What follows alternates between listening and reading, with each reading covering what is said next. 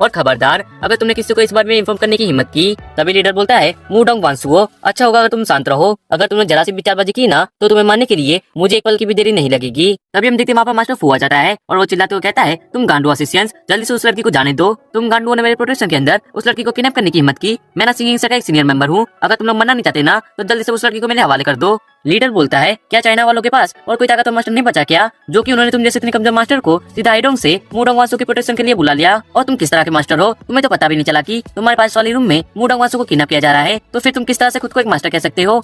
Leader की बात सुनकर फू किमिंग को बहुत ही ज्यादा गुस्सा आ जाता है। फिर वो अपनी कीना जी को रिलीज करते हुए लीडर पर अटैक करने के लिए आगे बढ़ता है। ये देख लीडर कहता है तुम छोटे से कीड़े, लगता है कि तुम्हें मरने की कुछ ज्यादा ही जल्दी है। हम देखते हैं लीडर अपनी कीना जी का इस्तेमाल करता है और फू किमिंग को एक जोरदार थप्पड़ मारता है, जिससे फू किमिंग के मुंह में से खून निकलने लगता है। ये देख वांसु बहुत ही हैरान हो गई होती है और वो सोच रही होती है कि ये तो इम्पॉसिबल है, आखिर मास्टर फू उस जैसे एसएम के एक ही अटैक में कैसे आ सकते हैं। फू किमिंग कहता है मैंने तुम्हें कम आंक लिया था, जिसकी वजह से मैं थोड़ा केयरलेस हो गया था। अगर तुम में हिम्मत हो ना तो मेरे साथ दोबारा फाइट करो। ये सुन लीडर फू किमिंग के चेहरे पर अपनी ला सकता है और कहता है क्या दोबारा, अबे गांडू तू ना मुझसे फाइट करने के काबिल नहीं है, तू ना बस मेरे जूतों के नीचे लगी हुई गन की खाने के लायक है। तभी दूसरा असिस्टेंट लीडर से कहता है लीडर अब हमें यहाँ से निकलना चाहिए और लीडर अब इस कचरे मास्टर को अपने साथ लेकर आइए, हम इसके बदले में कुछ अच्छी चीजों की मांग कर सकते हैं। फिर अगले सीन में हम लेपर्ड ग्रुप को देखते हैं, जहाँ अंदर डाइटर ज़ैंग चिल्ला रहा होता है कि क्या क्या तुमने कहा कि मिस वांसुओ मास्टर फू किमिंग किडनैप हो गए हैं, क्या तुम मेरे साथ मजाक कर रहे हो क्या। फिर वो पानी के ग्लास को फेंकते हुए चिल्ला रहा होता है कि आखिर ये फू किमिंग किस तरह का मास्टर है। वो कदम मेरे सामने बस बड़ी बड़ी बातें कर रहा था, उखाड़ा तो उससे कुछ भी नहीं गया। अगर मुझे पहले पता होता ना कि ये बस बड़ी बड़ी बातें और वड़ा पाव खाते तक का मास्टर है तो मैं इसे मिस वांसु की प्रोटेक्शन के लिए कभी हायर नहीं करता। फिर वो अपने फोन में नंबर डायल करते हुए कह रहा होता है कि उस गांडू मास्टर को तो मैं बाद में देख लूंगा, अभी मुझे पहले मिस वांसु को रेस्क्यू करने का रास्ता ढूंढना चाहिए। अगर मैं इसमें फेल हो गया ना तो मेरी इस लेपर्ड ग्रुप में जो डायरेक्टर की पोजीशन है ना उस पर खतरा आ सकता है, मुझे जल्दी ही कुछ करना चाहिए। फिर वो सुरंग को कॉल लगाता है। कॉल पर वो सुरंग से कहता है सुरंग एक बुरी खबर है। सुरंग चिल्लाते हुए कहता है अबे चमनचूतिए तू ये क्या कह रहा है, क्या तूने नहीं कहा था कि फू किमिंग वांसु को अकेले प्रोटेक्ट कर सकता है, और अब तू कह रहा है कि मिस वांसु और फू किमिंग इन दोनों को ही किसी एक ही गैंग ने किडनैप कर लिया है। मिस वांसु को आखिर इतनी आसानी से कैसे किडनैप किया जा सकता है, आखिर तूने उसके लिए किस तरह की सिक्योरिटी रखी थी, तू और तेरा वो बेकार मास्टर। तुम दोनों की मांगी। डाइटर ज़ैंग कहता है सुरंग अभी हमें फिलहाल बहस करने की जरूरत नहीं, हमें साथ मिलकर पहले मिस वांसु को बचाने का तरीका ढूंढना चाहिए। सुरंग चिल्लाते हुए कहता है कि मैंने पहले मास्टर लिफन को ये काम करने के लिए कहा था, लेकिन तूने मास्टर लिफन को लात मारकर उन्हें इस काम से बाहर निकाल दिया। तो अब तू खुद ही मास्टर लिफन से इस मामले के लिए हेल्प मांग, मैं तेरी इस मामले में कोई भी मदद नहीं करने वाला। अगर मास्टर लिफन ने हेल्प करने से मना किया ना तू तो गया बेटे। फिर सुरंग इतना कहकर कॉल को काट देता है। वहीं डाइटर ज़ैंग कह रहा होता है कि कमीने सुरंग तुम्हारी ये हिम्मत की, तुमने मुझसे इस तरह से बात की। और वो सोच रहा होता है कि छोड़ो इस फू किमिंग को ब्लेम करने से कुछ भी नहीं होने वाला, तो अब मुझे मास्टर लिफन से कांटेक्ट करना चाहिए। तो अगर मास्टर ली मिस वांसु को प्रोटेक्ट करने में फिर भी हो जाएगा तो इसकी पूरी रिस्पांसिबिलिटी सुरंग की होगी, क्योंकि उसी ने उस मास्टर ली को रिकमेंड किया था और इससे मेरी डायरेक्टर की पोजीशन पर भी कोई भी खतरा नहीं आएगा। इतना सोच वो लिफन को कॉल करता है। वो कॉल पे लिफन से कहता है मिस्टर ली मैं लेपर्ड ग्रुप से डाइटर ज़ैंग बोल रहा हूँ, मैं आपको बताना चाहता हूँ कि इतने में ही कॉल कट जाती है। फिर डाइटर ज़ैंग लिफन को फिर से कॉल लगाता है और फोन में से आवाज आती है कि जीने की ख्वाहिश ना मरने का ख्वाब। The number you are calling is currently switched off. ये सुन डाइटर ज़ैंग को बहुत ही गुस्सा आ जाता है। वो गुस्से में कह रहा होता है कि कमीने तू मुझे इग्नोर कर रहा है, क्या तुझे पता नहीं है कि मैं कौन हूँ। फिर हमें आधी रात का सीन दिखा जाता है, जहाँ हम देखते हैं डाइटर ज़ैंग अपनी कार लेकर के लिफन के विला के बाहर आ गया होता है। फिर वो दरवाजे को खटखटाते हुए कहता है कि मिस्टर ली मैं डाइटर ज़ैंग प्लीज गेट को खोलिए। लेकिन थोड़ी देर वेट करने के बाद भी जब कोई गेट खोलने नहीं आता तो डाइटर ज़ैंग खुद ही गेट को खोल देता है। अरे ये गेट तो पहले से ही खुला था। तभी लिनियो अपने टेलीपोर्टेशन जुत्सु का इस्तेमाल करके अचानक से डाइटर ज़ैंग के सामने आ जाती है और उसे खाने के लिए झपट्टा मारती है। लिनियो को देख डाइटर ज़ैंग वहाँ से भागने के लिए रिएक्ट करता है, लेकिन तब तक लिनियो उसको पैर को इंजर्ड कर देती है। लेकिन फिर भी जैसे तैसे वो बचाकर भागते हुए कार के अंदर चला जाता है। तभी गेट पे लिफन आके बोलता है डाइटर ज़ैंग क्या आपने नहीं कहा था कि मैं मिस वांसु को प्रोटेक्ट करने के काबिल नहीं हूँ, तो फिर अब आप मुझसे यहाँ हेल्प मांगने के लिए क्यों आए हैं। डाइटर ज़ैंग चिल्लाते हुए कहता है लिफन तुम याद रखना कि मैं तुमसे यहाँ हेल्प मांगने के लिए आया था, लेकिन तुमने मेरी हेल्प नहीं की, तो अगर मिस वांसु मर भी गई ना तो उनकी मौत की वजह तुम होगे, तुम्हें पक्का से इस चीज का रिग्रेट होगा। इतना कहकर वो वहाँ से अपनी कार लेकर चला जाता है। तभी वहीं लिफन के फोन पर किसी का कॉल आ जाता है। लिफन कॉल को पिक करता है। सामने से सुरंग कॉल पर कह रहा होता है कि मास्टर ली अब मैं आपको इस बारे में कैसे बताऊं, मुझे तो अब आपसे इस बारे में कहने में भी शर्म आ रही है। ये मामला ना मिस मूडोंग वांसु की पर्सनल सिक्योरिटी के बारे में है, मैं बस इतना ही चाहता हूँ कि उतने में लिफन बोलता है उसने जो कुछ भी किया उसके बाद भी तुम कह रहे हो कि मैं उसकी मदद करूँ, वो जिए या फिर मरे मुझे इससे कोई भी फर्क नहीं पड़ता। मैं अब इस मामले में किसी भी तरह की मदद नहीं करने वाला, और अगर तुम फिर भी सोच रहे हो कि मैं तुम्हारी मदद करूंगा तो इस बारे में सपने दिखना बंद करो। मैं अब किसी की भी मदद नहीं करने वाला और अब मुझसे कभी भी कांटेक्ट करने की हिम्मत मत करना। इतना कहकर लिफन कॉल को काट देता है। फिर थोड़ी देर बाद लीफेन के फोन पर त्याजिंग का कॉल आता है। त्याजिंग कॉल पर कह रहा होता है कि मास्टर ली अपना वांसू के बारे में गलत सोच रहे हैं। तभी लीफेन कहता है तुम्हें ना मुझे उसकी सफाई देने की कोई भी जरूरत नहीं। इतना कहकर वो कॉल को काट देता है और वो मन में सोच रहा होता है कि तुम मोटल्स, तुम लोगों ने दरअसल मुझे गैचो समझ लिया था। तुम लोगों ने ये सोच लिया था कि ये तो कोई नल्ला बेरोजगार है, ये तो कोई सड़क चाप मास्टर है, इसको तो जैसे घुमाएंगे वैसे घूमता चला जाएगा। अब देख तू बेटा, अब मैं तुझे बताऊंगा कि मैं कौन हूँ। मैं ना अब उस पागल लड़की की बिल्कुल भी मदद नहीं करने वाला। फिर हम अगले सीन में देखते हैं कि लीफेन चूजर नॉर्थ माउंटेन की पीक पर बैठकर कल्टीवेट कर रहा होता है और वो सोच रहा होता है कि जब मैं इस माउंटेन की इविल एनर्जी को सोर्स को क्लियर कर रहा था ना, तब मुझे इस माउंटेन के अंदर छुपी हुई एक प्राचीन ड्रैगन गेट फॉर्मेशन के बारे में पता चला। हालांकि ये ड्रैगन गेट फॉर्मेशन अधूरी है, लेकिन ये फिर भी एक प्राचीन गेट ड्रैगन फॉर्मेशन है। ये ना मेरी स्पिरिट गैदरिंग गेट फॉर्मेशन से कई ज्यादा बड़ी है। मैंने नहीं सोचा था कि मैं इतना ज्यादा लकी हूँ जो कि मुझे ये प्राचीन फॉर्मेशन मिल गई। अगर मैं मेरी स्पिरिट गैदरिंग गेट फॉर्मेशन और ये प्राचीन ड्रैगन गेट फॉर्मेशन इन दोनों को एक साथ मिला दूं और इससे मेरी कल्टीवेट करने की स्पीड भी 1000 गुना बढ़ जाएगी। फिर मैं जल्दी इस जगह को छोड़कर अपने इमोर्टल वर्ल्ड वापस आ पाऊंगा। फिर हम अगले सीन में कार को देखते हैं जो कि माउंटेन के ऊपर जा रही होती है। फिर हम देखते हैं कि कार में से सुलेन और त्याजिंग बाहर निकलते हैं। सुलेन कह रही होती है कि रैम पर लगता है कि टीचर यहाँ पर कल्टीवेट करने के लिए आए हैं। फिर हम देखते हैं त्याजिंग लीफेन से कह रहा होता है कि मिस्टर ली, हमसे अनजाने में जो गलतियां हुई है ना, उसके लिए हमें माफ कर दीजिए, हमें एक मौका और दे दीजिए जिससे कि हम आपको समझा पाए कि ये सब ना लेपर्ड ग्रुप का करा धरा है। आपको ना अभी पूरी सच्चाई पता नहीं है। मुझे पता है कि आपका दिल बहुत ही ज्यादा काइंड है, तो आपका दिल आपसे जरूर कह रहा होगा कि आप मूडोंग वांसू को बचा लें। वहीं सुलेन भी कह रही होती है कि टीचर प्लीज समझने की कोशिश कीजिए, ये सब ना लेपर्ड ग्रुप का करा धरा था। वांसू ना इनोसेंट है, अगर आपने उसकी मदद नहीं की ना तो मुझे डर है कि वो अपनी लाइफ को खो देगी। लीफेन बोलता है मुझे पहले से ही पता था कि तुम लोग मुझे ढूंढते हुए यहाँ जल्दी ही आ जाओगे, लेकिन मैंने ना अपना मन बना लिया है कि मैं उसकी मदद नहीं करने वाला। उस पागल को ना मुझ पर भरोसा नहीं था, तो अब अच्छा ही हुआ कि उन असिस्टेंट्स ने उस पागल लड़की को किडनैप कर लिया। वो ना ये डिजर्व करती थी। तुम लोगों ने मेरा जवाब सुन लिया ना, तो अब यहाँ से चले जाओ। त्याजिंग सोच रहा होता है कि हम इसके लिए मिस्टर ली को ब्लेम नहीं कर सकते। वो ना वांसू ही थी जिसने की मास्टर लीफेन को छोड़कर फू किमिंग को सेपरेट करने के लिए कहा। ये सचमुच उसी की गलती थी। और वो चूजो डिवाइन स्टोन को दिखाते हुए कहता है वैसे तो मैंने आपको ये डिवाइन स्टोन मूडोंग वांसू को प्रोटेक्ट करने के बदले में देने का वादा किया था, लेकिन इस बीच हमसे कुछ गलतियां हुई। उन गलतियों की माफी के लिए मैं ये डिवाइन स्टोन आपको अभी एडवांस में दे रहा हूँ, प्लीज आप इसे ले लीजिए। लीफेन स्टोन को लेते हुए सोच रहा होता है कि मैंने कभी नहीं सोचा था कि त्याजिंग के पास एक और चूजो डिवाइन स्टोन होगा। ये वाला स्टोन ना मैजिक टाइप का है। आखिरकार स्टोन के अंदर कौन सी मैजिक पावर होगी, इसे जानने के लिए मुझे स्टोन को एक्टिव करना पड़ेगा। फिर वो स्टोन को हाथ में लेकर कहता है अगर जब त्याजिंग तुम मुझे स्टोन देकर अपनी काइंडनेस दिखा रहे हो तो फिर इस बार मैं उसकी मदद करने के लिए रेडी हूँ। त्याजिंग कहता है मिस्टर ली, अभी भी हमारे पास थोड़ा समय बचा हुआ है, हमें जल्दी ही निकलना चाहिए। तो इसके आगे क्या होगा वो हम देखेंगे नेक्स्ट एपिसोड में। तब तक के लिए थैंक्स फॉर वॉचिंग।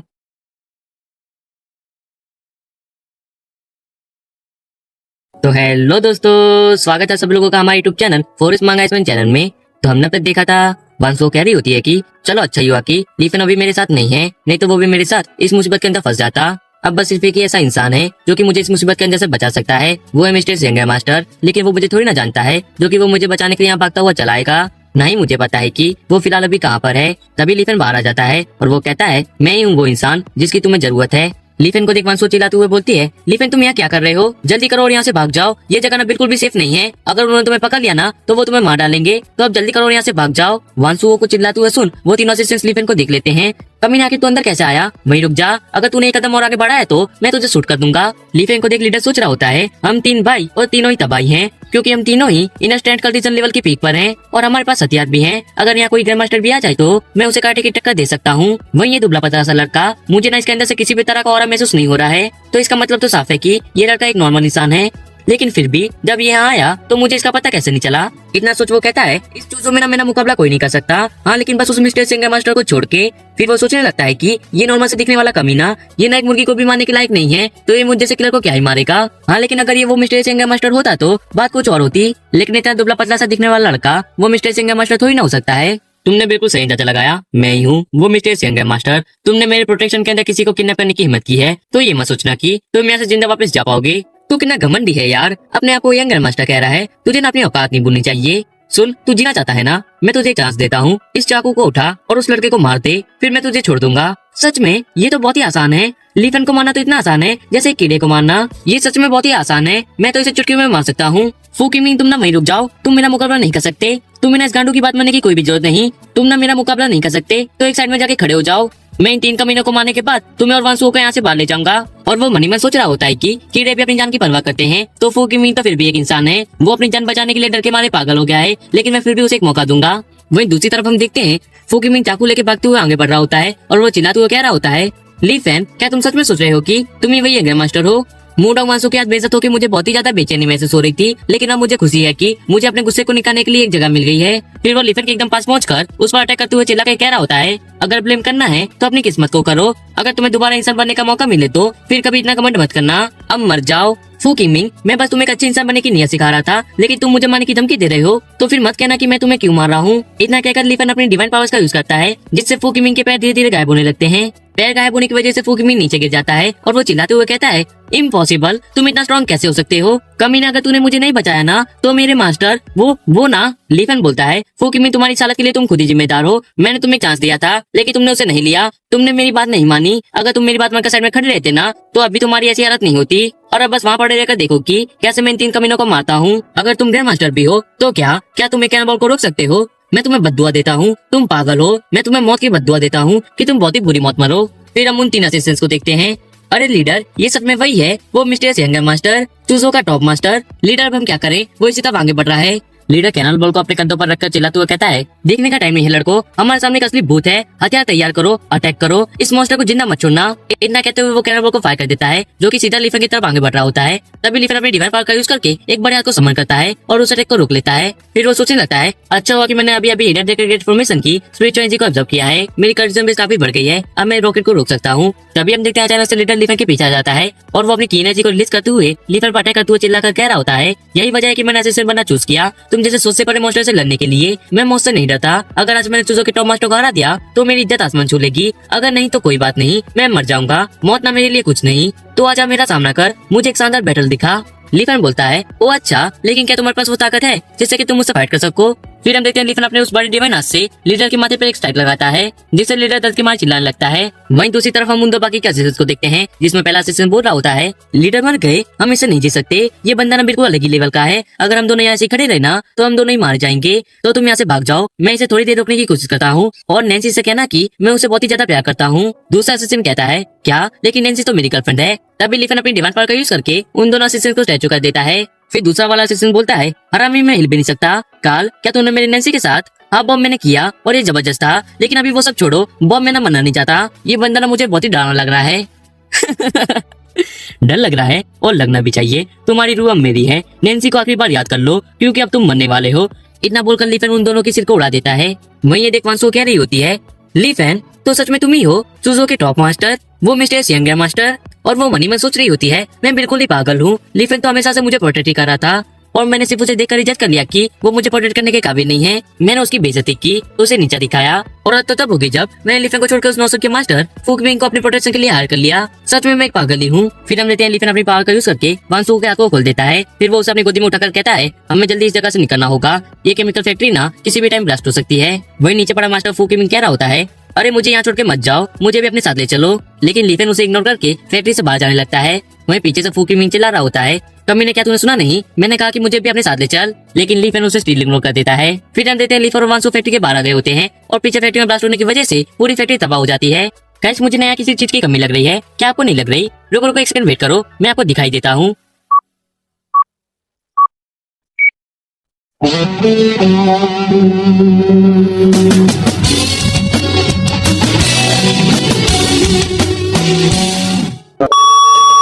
फिर हम मेयर चैनफू को देखते हैं, जो कि कह रहा होता है, ये सब खत्म हो गया, सब खत्म, मेरा करियर खत्म हो गया। ना सिर्फ हम मोस्टली को बचाने में फेल हुए, पर ये एक्सप्लोजन मेरे शहर को बदनाम कर देगी, मेरी रेपुटेशन बस बिल्कुल खत्म हो गई। भैया मास्टर रिंग को देखते हैं, जो कि सोच रहा होता है, क्या फू किमिंग मारा गया?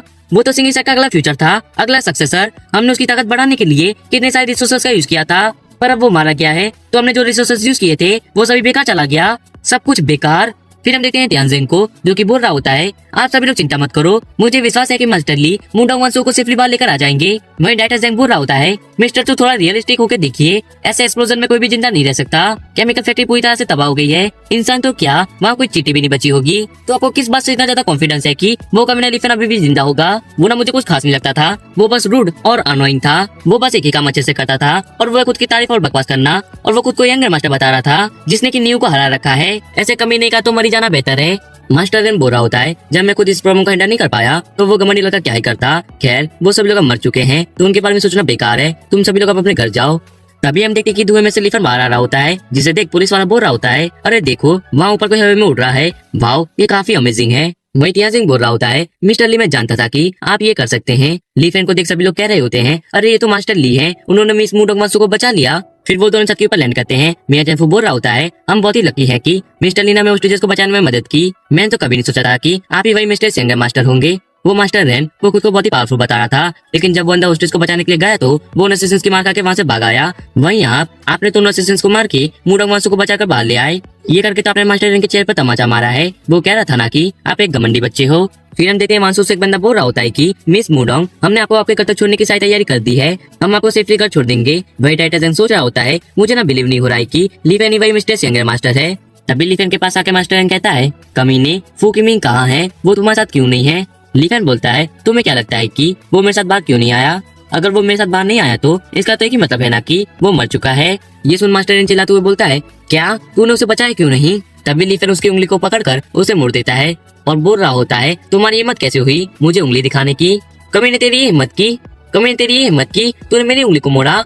और वो मनी मन सोच रहा होता है, मैं सिंगी सर का वाइस मास्टर हूँ, बाहर समाज में मेरी बहुत ही ज्यादा इज्जत है। अगर ये बात बाहर कहीं फैल गई ना कि किसी बच्चे ने मुझे बेइज्जत कर दिया तो फिर मैं किस मुंह से समाज में रह पाऊंगा। इतना सोच वो कहता है, तुम मुझे बेइज्जत नहीं कर सकते, मैं सिंगी सर का वाइस मास्टर हूँ, मेरे साथ मेरा पूरा सेक्ट है, तो इस बात को याद रखना कि तुम मेरा कुछ भी नहीं बिगाड़ सकते। और वो सोच रहा होता है, ये लड़का तो अभी बहुत ही यंग है, इसने पक्का से उन असिस्टेंट्स को हराने के लिए कोई गंदी ट्रिक खेली होगी, वरना ऐसा सीधा साधा दिखने वाला बच्चा क्या जाने कि फाइट क्या होती है। फाइट में तो मैं इस बच्चे से कहीं ज्यादा बेहतर हूँ, बच्चे आज तू नहीं बचेगा। इतना सोच वो हवा में छलांग लगाता है और चिल्लाकर बोल रहा होता है, ली फैन आज तुम मरने वाले हो, अब मैं तुमसे मेरे डिसाइपल की मौत का बदला लेने वाला हूँ। फिर वो अपने हाथ को पीछे छुपाकर एनर्जी इकट्ठा कर रहा होता है और साथ ही साथ सोच रहा होता है, मैंने ना तुमसे ज्यादा बेटर्स को देखा है, जब तुम पैदा भी नहीं हुए थे ना तब से ओल्ड मास्टर बेटर्स लड़ रहा है, मेरे पास तुमसे कई ज्यादा एक्सपीरियंस है और यही चीज आज तुम्हारी मौत की वजह बनेगी।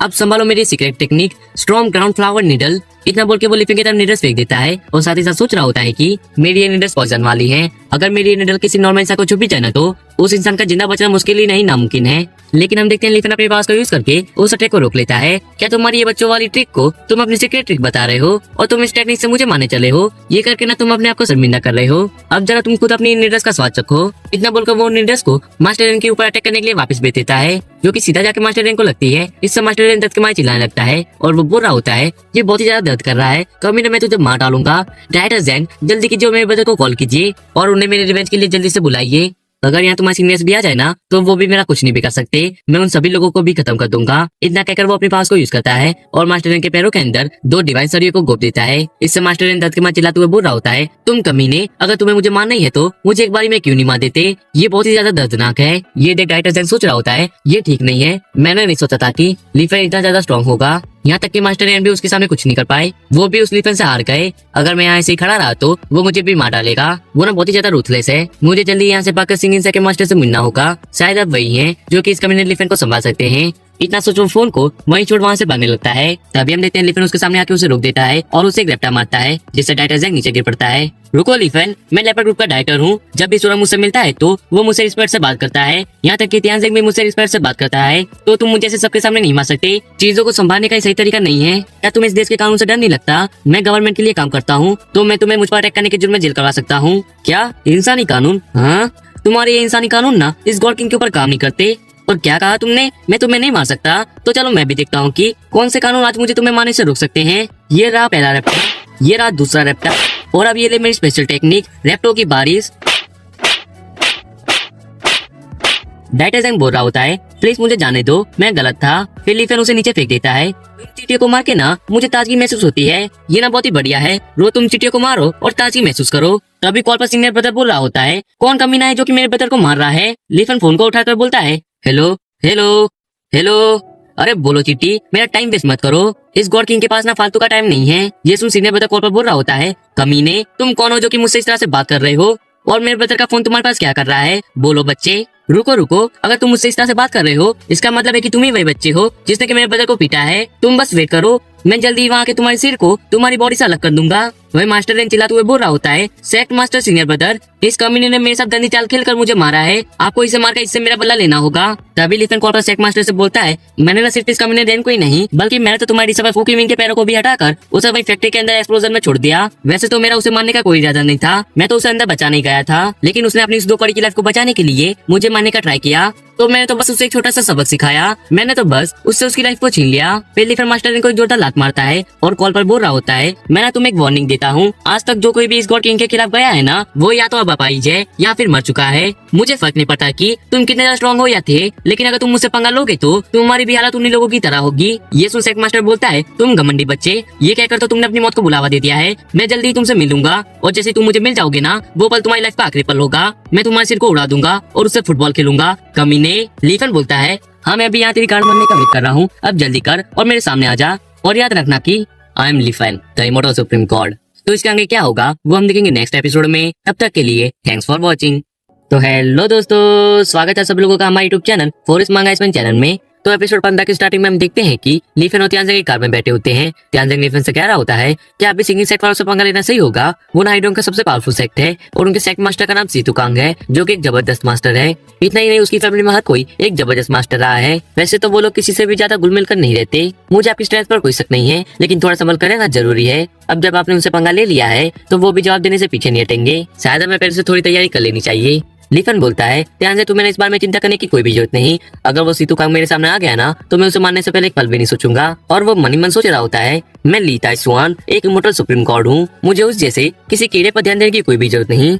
फिर वो कार लीफन के विला के बाहर आके रुकती है। वहीं सुरोंग होता है जो कि लीफन को बता रहा होता है, मिस्टर ली, अभी अभी मुझे मेरे फ्रेंड का कॉल आया था। वो बहुत ही शुक्रगुजार है कि आपने उसकी बेटी की जान बचाई। इस एहसान के बदले हम दोनों आपको सैंगलो स्पेशल आर्मी के कमांडर के लिए नॉमिनेट करेंगे। ये सुन त्यानजिंग हैरान होते हुए बोलता है, सैंगलो स्पेशल आर्मी का कमांडर, ये एक मेजर जनरल की पोजीशन है। सैंगलो स्पेशल आर्मी एक बहुत ही मिस्टीरियस स्पेशल फोर्स है। उन्हें हजारों सोल्जर्स में से चुना जाता है। ये सभी लोग अपने लेवल के बेस्ट लोग होते हैं। ये लोग स्पेशल सोल्जर्स में भी किंग माने जाते हैं। और सबसे बड़ी बात, सैंगलो स्पेशल आर्मी का कमांडर बनना एक आम इंसान की बस की बात नहीं है। फिर सुरोंग बोलता है, सैंगलो स्पेशल आर्मी का कैप्टन साउथ ईस्ट एरिया के मिलिट्री बेस को हैंडल करता है, उसका नाम लोंगपियांग है। लेकिन जो बंदा साउथ वेस्ट बॉर्डर एरिया को गार्ड कर रहा है, उसमें ना कोई भी खास एबिलिटी नहीं है। इसलिए हम दोनों ने मिलकर मिस्टर ली को नॉमिनेट किया है।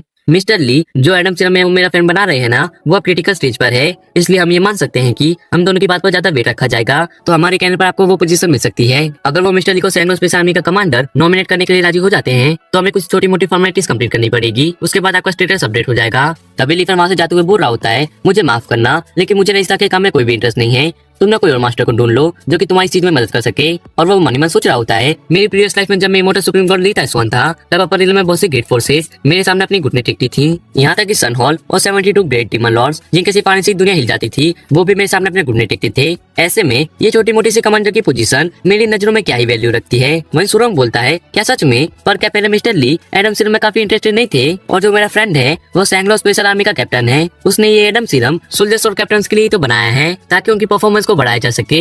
तो क्या आप इसमें जरा भी इंटरेस्टेड नहीं है? कम से कम आपको इसे एक बार तो देखना ही चाहिए। क्या आपका ये जानने का बिल्कुल भी मन नहीं है कि सीरम सोल्जर्स की बॉडी पर कैसे असर करती है, उन्हें कैसे बदल देती है? लीफन सोच रहा होता है, मुझे याद है कि सुरोंग बता रहा था कि उनकी रिसर्च टीम को एडम सीरम बनाने का ओरिजिनल मटेरियल सुसान से मिला था। तो मैं इस सुसान के बारे में और जानना चाहता हूँ। जब मैं इमॉर्टल रिलम में था तब मैं इसके बारे में पता नहीं लगा पाया, तो अब जब मेरे पास मौका है तो मैं इस सुसान के बारे में पता लगाऊंगा। इतना सोच वो सुरोंग से बोल रहा होता है, मुझे इस जॉब में कोई भी इंटरेस्ट नहीं है। लीफन का जवाब सुन सुरोंग बोल रहा होता है, लेकिन कमांडर की एप्लीकेशन मैंने पहले प्रोसेस में दे दी है और जरूरी डॉक्यूमेंट्स भी जल्दी भेज दिए जाएंगे। तो क्या आपको सचमुच इसमें जरा भी इंटरेस्ट नहीं है? खैर कोई बात नहीं, मैं इस मामले पर नजर रखूंगा।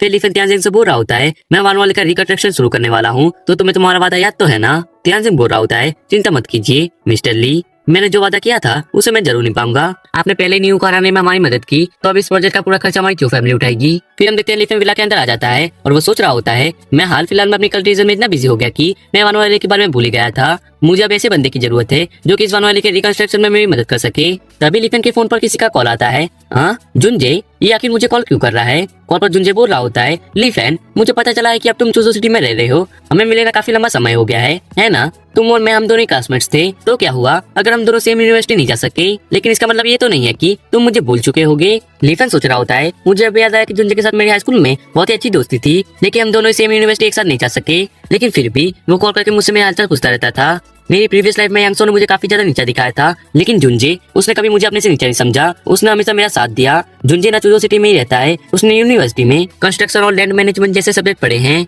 तभी जुंजे बोलता है, लीफन, मेरा ना चांदनी चौक में एक बारबेक्यू का स्टॉल है, तू ना शाम को चांदनी चौक आ जाना, हम दोनों ही बारबेक्यू खाएंगे और मजे करेंगे। लीफन बोल रहा होता है, हाँ क्यों नहीं, मैं तेरे साथ बारबेक्यू खाने के लिए जरूर आऊंगा। फिर हमें शाम के समय चांदनी चौक का सीन दिखाया जाता है, जहाँ जुंजे बोल रहा होता है, लीफन, मैंने सुना है कि तुम यूनिवर्सिटी से ग्रेजुएट होने के बाद इस स्कूल में ट्रेनिंग टीचर के तौर पर काम कर रहे हो। आखिर तुम ये ट्रेनिंग टीचर का काम करके कितने रुपए कमा लेते हो? तुम 4000 रुपए तो कमा लेते हो ना? पर तो चूजों में घर की कीमत 10,000 रुपए से और भी बढ़ गई है। अब तो एक छोटा सा घर भी 2 मिलियन से नीचे नहीं मिलता। तो ऐसे में तुम अपनी जॉब से कब एक घर को खरीद पाओगे और कब तुम शादी करोगे? अगर इस जॉब को तुम अपनी पूरी लाइफ भी करोगे ना, तो भी तुम एक घर को अफोर्ड नहीं कर पाओगे। तो मुझे लगता है कि तुम्हें अपनी उस बेकार जॉब को छोड़कर मेरे साथ काम करना चाहिए। हम दोनों मिलकर बारबेक्यू बनाएंगे और लोगों को खिलाएंगे। इसमें ना अंधा पैसा है। मैंने खुद 3 महीने पहले एक बारबेक्यू वाले से पूछा तो वो बता रहा था कि उसके चूजों में 2 बड़े-बड़े फ्लैट हैं। मैं सोच रहा था कि हाँ होंगे 2 फ्लैट, आखिर वो इतनी मेहनत से जो पैसे कमाता है तो खरीद लिए होंगे उसने 2 फ्लैट, इसमें क्या बड़ी बात है। लेकिन माँ कसम, जब उसने कहा कि उसने उन 2 फ्लैट को खरीदने के लिए सिर्फ अपने 1 साल की कमाई को खर्च किया, ये सुन के तो मेरे गोटे गई। तो फिर क्या था, मैंने एक बारबेक्यू बेचना स्टार्ट कर दिया और अभी मुझे बस 2 महीने हुए हैं और मैं एक बारबेक्यू बेचकर ज्यादा कमा भी नहीं पा रहा। लेकिन लीफन, अगर तुम मेरे साथ काम करोगे ना, तो मुझे पूरा यकीन है कि हम दोनों मिलकर इस स्टोर को बहुत ही बड़ा बना सकते हैं और इससे हम बहुत ही ज्यादा पैसे कमा सकते हैं। लीफन बोल रहा होता है, लगता है कि तू ना कई लंबे समय से बेरोजगार था, इसलिए तेरा दिमाग रॉकेट की तरह आसमान छू रहा है। लेकिन तू ना चिंता मत कर, मेरे पास तेरे लिए इससे भी अच्छा काम है। जुंजे बोल रहा होता है, क्या काम? कैसा काम? देखो, मुझे ना तुम्हारी जैसी ट्रेनिंग टीचर की जॉब नहीं चाहिए, उसमें ना सैलरी बहुत ही कम मिलती है और मुझे तो लाइफ में कुछ बड़ा उखाड़ना है। मुझे एक दिन उस टोनी स्टार को पीछे छोड़कर दुनिया का सबसे अमीर इंसान बनना है। लीफन बोल रहा होता है, वो आप तो औकात में रहकर देख ले और चिंता मत कर, मैं तुझे ट्रेनिंग टीचर की जॉब करने के लिए नहीं कह रहा हूँ। तुम्हें वानू वैली के बारे में पता तो है ना, मैं उसका रिकंस्ट्रक्शन कराने वाला हूँ, तो मैं चाहता हूँ कि तुम इसे सुपरवाइज करो। क्या कहते हो तुम? काफी अच्छा ऑफर है ना? जुंजे बोल रहा होता है, क्या सुपरवाइजर की जॉब? फिर वो हंसते हुए बोल रहा होता है, बस थोड़ी सी वाइन और कुछ डिशेस खाने से तुम्हारी ये हालत हो गई कि अब तुम कुछ भी बकवास करने लगे।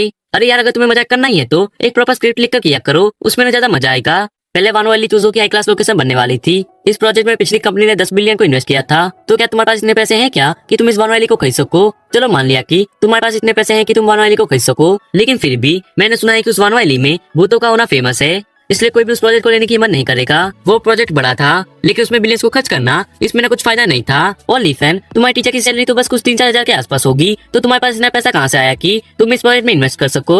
तुम्हारे पास ना इतना पैसा नहीं हो सकता। अगर तुम बैंक भी लूट लोगे ना, तो भी तुम्हारे पास इतना पैसा इकट्ठा नहीं हो पाएगा और तुम्हारी ये दुबली पतली बॉडी से तो बैंक भी नहीं लूटी जाएगी। ये सुन लीफन हंसने लगता है और वो सोच रहा होता है, सालों के बाद अपने दोस्त से दोबारा मिलना, उसके साथ बैठकर पीना और बातें करना, इतने सालों के बाद भी ये दोस्ती अभी भी उतनी ही खूबसूरत है। हमारी ये दोस्ती ना बिल्कुल पुरानी वाइन की तरह है, जो कि वक्त के साथ और भी बेहतर हो जाती है। जुंजे बोल रहा होता है, वैसे मुझे याद आया हमारी क्लास की सबसे खूबसूरत लड़की लिन लैंजी। तुम्हें याद है जब तुमने उसके लिए लव लेटर लिखा था, तब उसने तुम्हारे लव लेटर को पूरे क्लास के बीच में लाउडली पढ़कर तुम्हें सबके बीच में शर्मिंदा कर दिया था और इस वजह से तुम पूरी क्लास के लिए एक मजाक बन गए थे। वो लिन लैंजी वो बहुत ही ज्यादा क्रूर लड़की थी, जो कि उसने तुम्हारे साथ ऐसा किया था। वहीं लीफन सोच रहा होता है, मैं एक कमजोर दुबला पतला सा लड़का था जिसे कि हर बार पुलिस बुली करते रहते थे। फिर हमें लीफन के पास की मेमोरीज को दिखाया जाता है, जहाँ हम देखते हैं कोई लीफन का नाम चिल्लाकर उसे बुला रहा होता है। हम देखते हैं वो लड़की लिन लैंजी होती है। वो लीफन से बोल रही होती है, अबे तू कमीने, तू सड़क से आया हुआ एक गरीब लड़का, तेरी ये हिम्मत की तूने मुझे लव लेटर लिखा। तुझे क्या लगा इससे मैं तेरी गर्लफ्रेंड बन जाऊंगी, जो कि तूने मुझे लव लेटर लिखा? इस चीज के ना सपने देखना बंद करो। फिर अगले सीन में हम देखते हैं कि लीफन को किसी ने धक्का मार के नीचे फेंक दिया होता है।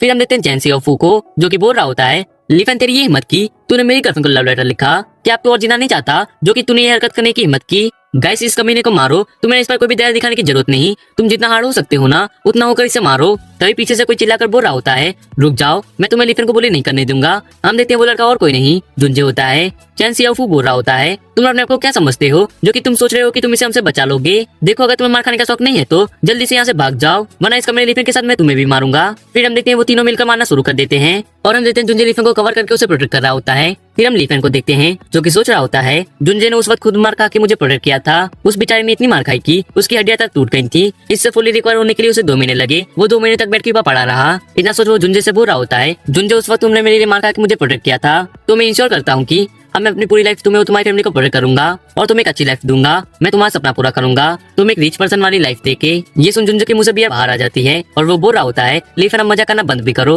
तुम बस एक ट्रेनिंग टीचर हो जिसकी सैलरी लगभग 3-4 हजार के आसपास होगी। तुम खुद भी कोई रिच पर्सन नहीं हो, तो तुम मुझे एक रिच पर्सन वाली लाइफ कैसे दे सकते हो? चलो अब बहुत मजाक हो गया, चलो अब हम ड्रिंक करते हैं। वही लिन्यू बोल रही होती है, मास्टर ये बारबेक्यू बहुत ही ज्यादा डिलीशियस है, मैंने आज से पहले ऐसा कुछ भी नहीं खाया था। ये तो उन इंसानों की लाइफ से भी ज्यादा टेस्टी है। लिन्यू की बात सुन जुंजे हैरान तो बोल रहा होता है, क्या अभी क्या कहा तुमने? लीफन लिन्यू के सिर पर एक टपली मारता है और बोल रहा होता है, अरे इसकी बातों पर ध्यान मत दो, ये तो कुछ भी बकवास करती रहती है। वहीं हम पीछे कुछ लोगों को देखते हैं, जिसमें एक बंदा कह रहा होता है, हे ब्यूटी, इस ग्रैंडपा के लिए अच्छी से स्माइल करो। फिर पीले बालों वाला बंदा एक लड़के से बोल रहा होता है, बच्चे तुमने यहाँ से दूर हट जाओ, तुम क्या चाहते हो कि मैं तुम्हारी टांगे तोड़ दूं? हाँ। वहीं एक और बंदा बोल रहा होता है, कम ऑन ब्यूटी, इस ग्रैंडपा के साथ एक नाइट स्पेंड करो, तुम्हें ना इस चीज का बिल्कुल भी पछतावा नहीं होगा। तब भी जुंजे पीछे मुड़कर देखता है, अरे नहीं, ये बिल्कुल भी सही नहीं है। लीफन तुम यहाँ से निकलो, यहाँ ना मुसीबत आने वाली है। मैं नहीं चाहता कि तुम इस मुसीबत में फंसो, तुम जल्दी करो और यहाँ से निकल जाओ। लीफन बोल रहा होता है, जुंजे आखिर क्या हुआ जो कि तुम मुझे यहाँ से जाने के लिए कह रहे हो? जुंजे बताओ, अगर तुम पर कोई मुसीबत आ गई हो तो मैं उसे खत्म कर दूंगा। फिर लीफन उन लड़कों को देखकर सोच रहा होता है, लगता है कि इन्हीं लोगों की वजह से जुंजे मुझे यहाँ से जाने के लिए कह रहा है। ये लोग मेरे दोस्त को परेशान कर रहे हैं, ये करके तो इन लोगों ने बहुत ही बड़ी गलती कर दी है। अब मैं इन चीटियों को एक अच्छा सबक सिखाऊंगा। ब्रदर सी बोल रहा होता है, कमीने जुंजे, तूने अभी तक पिछले महीने का हफ्ता नहीं भरा। अगर तूने अभी हफ्ता नहीं भरा तो मैं तेरे स्टोर को जलाकर राख कर दूंगा। जुंजे बोल रहा होता है, ब्रदर सी आप ना गुस्सा मत कीजिए, आपको ना मेरी हालत को समझना चाहिए। मेरी छोटी बहन को इलाज की जरूरत है और मेरे पास इतने पैसे नहीं है कि मैं उसका इलाज करवा पाऊँ। और ऐसे में आप मुझसे हफ्ता मांग रहे हैं, तो ऐसे मैं आपको पैसे कहाँ से ला के दूं? मैं ये नहीं कह रहा कि मैं आपको हफ्ता नहीं दूंगा, लेकिन अभी मेरे पास पैसे नहीं है। आप ना मुझे थोड़ा टाइम और दे दीजिए, मैं जल्दी आपका हफ्ता चुका दूंगा। ब्रदर सी जुंजे को थप्पड़ मारते हुए बोल रहा होता है, मुझे फर्क नहीं पड़ता कि तुम्हारी छोटी बहन जी या फिर मरे, मुझे मेरा हफ्ता चाहिए। मैं ना यहाँ मेरे हफ्ते के लिए आया हूँ, तो अगर तुम्हारे पास मेरे हफ्ते के लिए पैसे नहीं है तो मुझे ब्लेम मत करना कि मैं तुम्हारे साथ प्रोवाइड क्यों नहीं कर रहा हूँ। इतना बोलते हुए वो जुंजे को धक्का मार के नीचे गिरा देता है। ब्रदर्स तुम सभी लोग मिलकर इसकी स्टोर को जला दो। मैं चाहता हूँ कि सभी लोगों को पता चले कि हमारा हफ्ता ना बनने का क्या मतलब होता है। ये देख भीड़ में से एक बंदा बोल रहा होता है, अरे उनसे पंगा मत लो, ब्रदर्स इस रोड के बॉस हैं और वो बिग बॉस बाकी खास आदमी भी हैं। वहीं दूसरा बंदा बोल रहा होता है, किसी में भी इतनी हिम्मत नहीं है कि वो बिग बॉस से पंगा ले, इसलिए कोई भी ब्रदर्स से भी पंगा लेने की हिम्मत नहीं करता। वहीं तीसरा बंदा बोल रहा होता है, हाँ मैंने भी सुना है कि 6 महीने पहले एक आदमी ने तब बनने से मना कर दिया था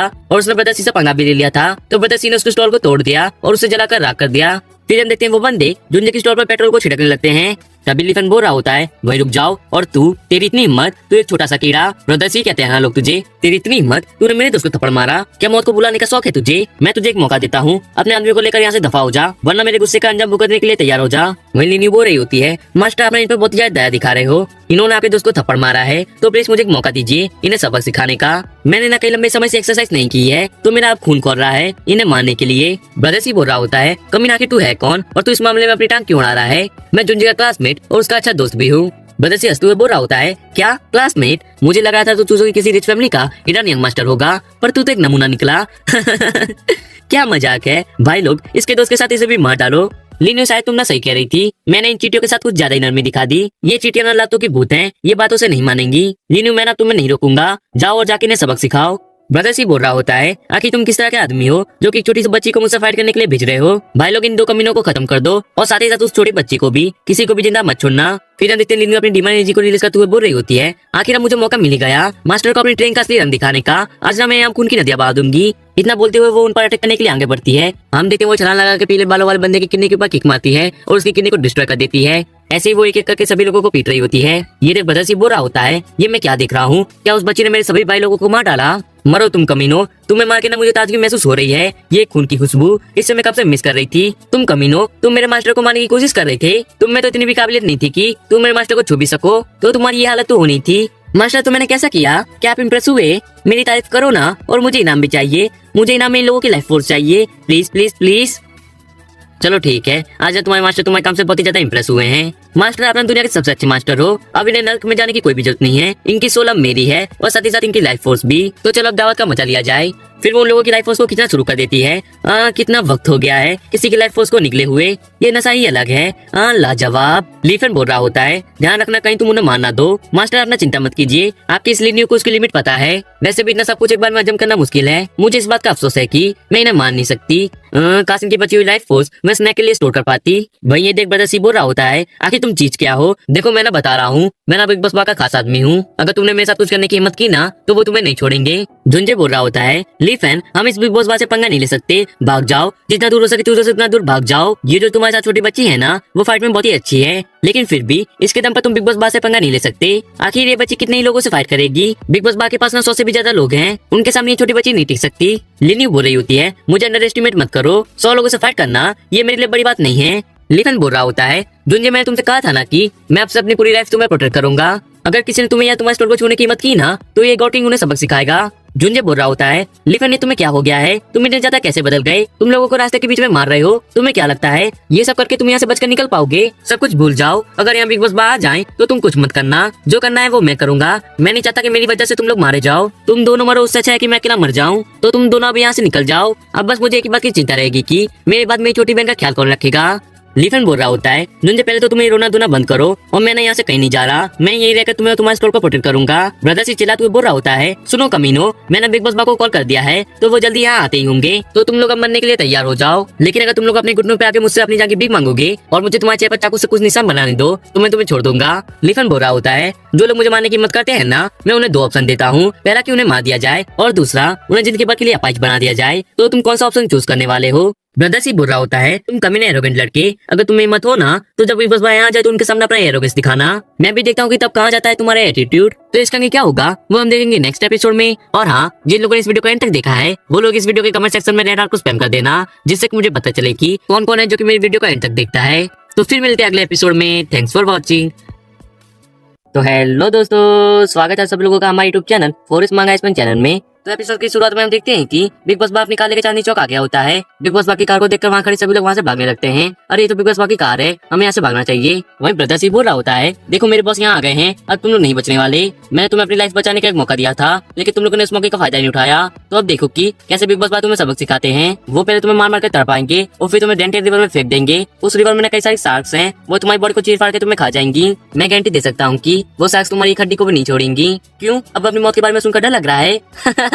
तुमने मेरे भाइयों को मारा तो तुम सोच भी कैसे सकते थे कि तुम यहाँ से निकल जाओगे। वो ये सब बोल ही रहा होता है, उतने में लिन्यू उसके चेहरे पे एक पंच मारती है और उसके दांतों को तोड़ देती है। लिन्यू के पंच के फोर्स से रदबा सीधा जाके बिग बॉस बा की कार से टकराता है। वहीं लिन्यू बोल रही होती है, ये चीटी कुछ ज्यादा नहीं बोल रही थी क्या? क्या ये भूल गया था कि कैसे मैंने अभी इसके सभी आदमियों को मारा था? क्या इसको अभी भी मेरी पावर्स के बारे में पता नहीं चला क्या? ये सोच भी कैसे सकता है कि इसका बॉस मेरे मास्टर को मारेगा? लीफन बोल रहा होता है, तुम सब बस एक कूड़े का ढेर हो। जी भाभी अगर मुझे यहाँ देख ले तो वो भी मेरे सामने अपने घुटने टेक कर और सीट रगड़ कर मुझसे माफी मांगे, तो तुम कौन होते हो जो कि मुझे धमकाने की जरूरत कर रहे हो? ब्रदर से चिल्लाते हुए बोल रहा होता है, तुम कमीने, तुम्हारी हिम्मत कि तुम मेरे बॉस के सामने मुझसे इस तरह से बात कर रहे हो? बस तुम ना वेट करो, जैसे बॉस कार से बाहर आएंगे फिर वो तुम्हें मार डालेंगे। फिर वो कार के शीशे पे खटखटाते हुए बोल रहा होता है, बिग बॉस बा आपने देखा ये लौंडा कितना एरोगेंट है, ये गधा मेरे मुंह पर हाथ उठा रहा है, वो भी आपके सामने। आपको ना मेरे लिए इंसाफ करना होगा। हम देखते हैं बिग बॉस बा उसे कोई भी आंसर नहीं कर रहा होता है। ये देख ब्रदर सी कार के शीशे को खटखटाते हुए चिल्लाते हुए बोल रहा होता है, अपना बस इसे पीटो और फिर इसे रिवर में फेंक दो, बाकी का काम वो साफ कर देगी। इसने ना एक बार भी आपका सामना नहीं किया है, इसलिए लड़का बहुत ही अकड़ रहा है। तो प्लीज आप कार से बाहर आइए और इसे सबक सिखाइए। बिग बॉस बा बाहर क्यों नहीं आ रहे हैं? अगर आप बाहर नहीं आई तो ये लोग मुझे मार डालेंगे। बिग बॉस बा प्लीज बाहर आइए।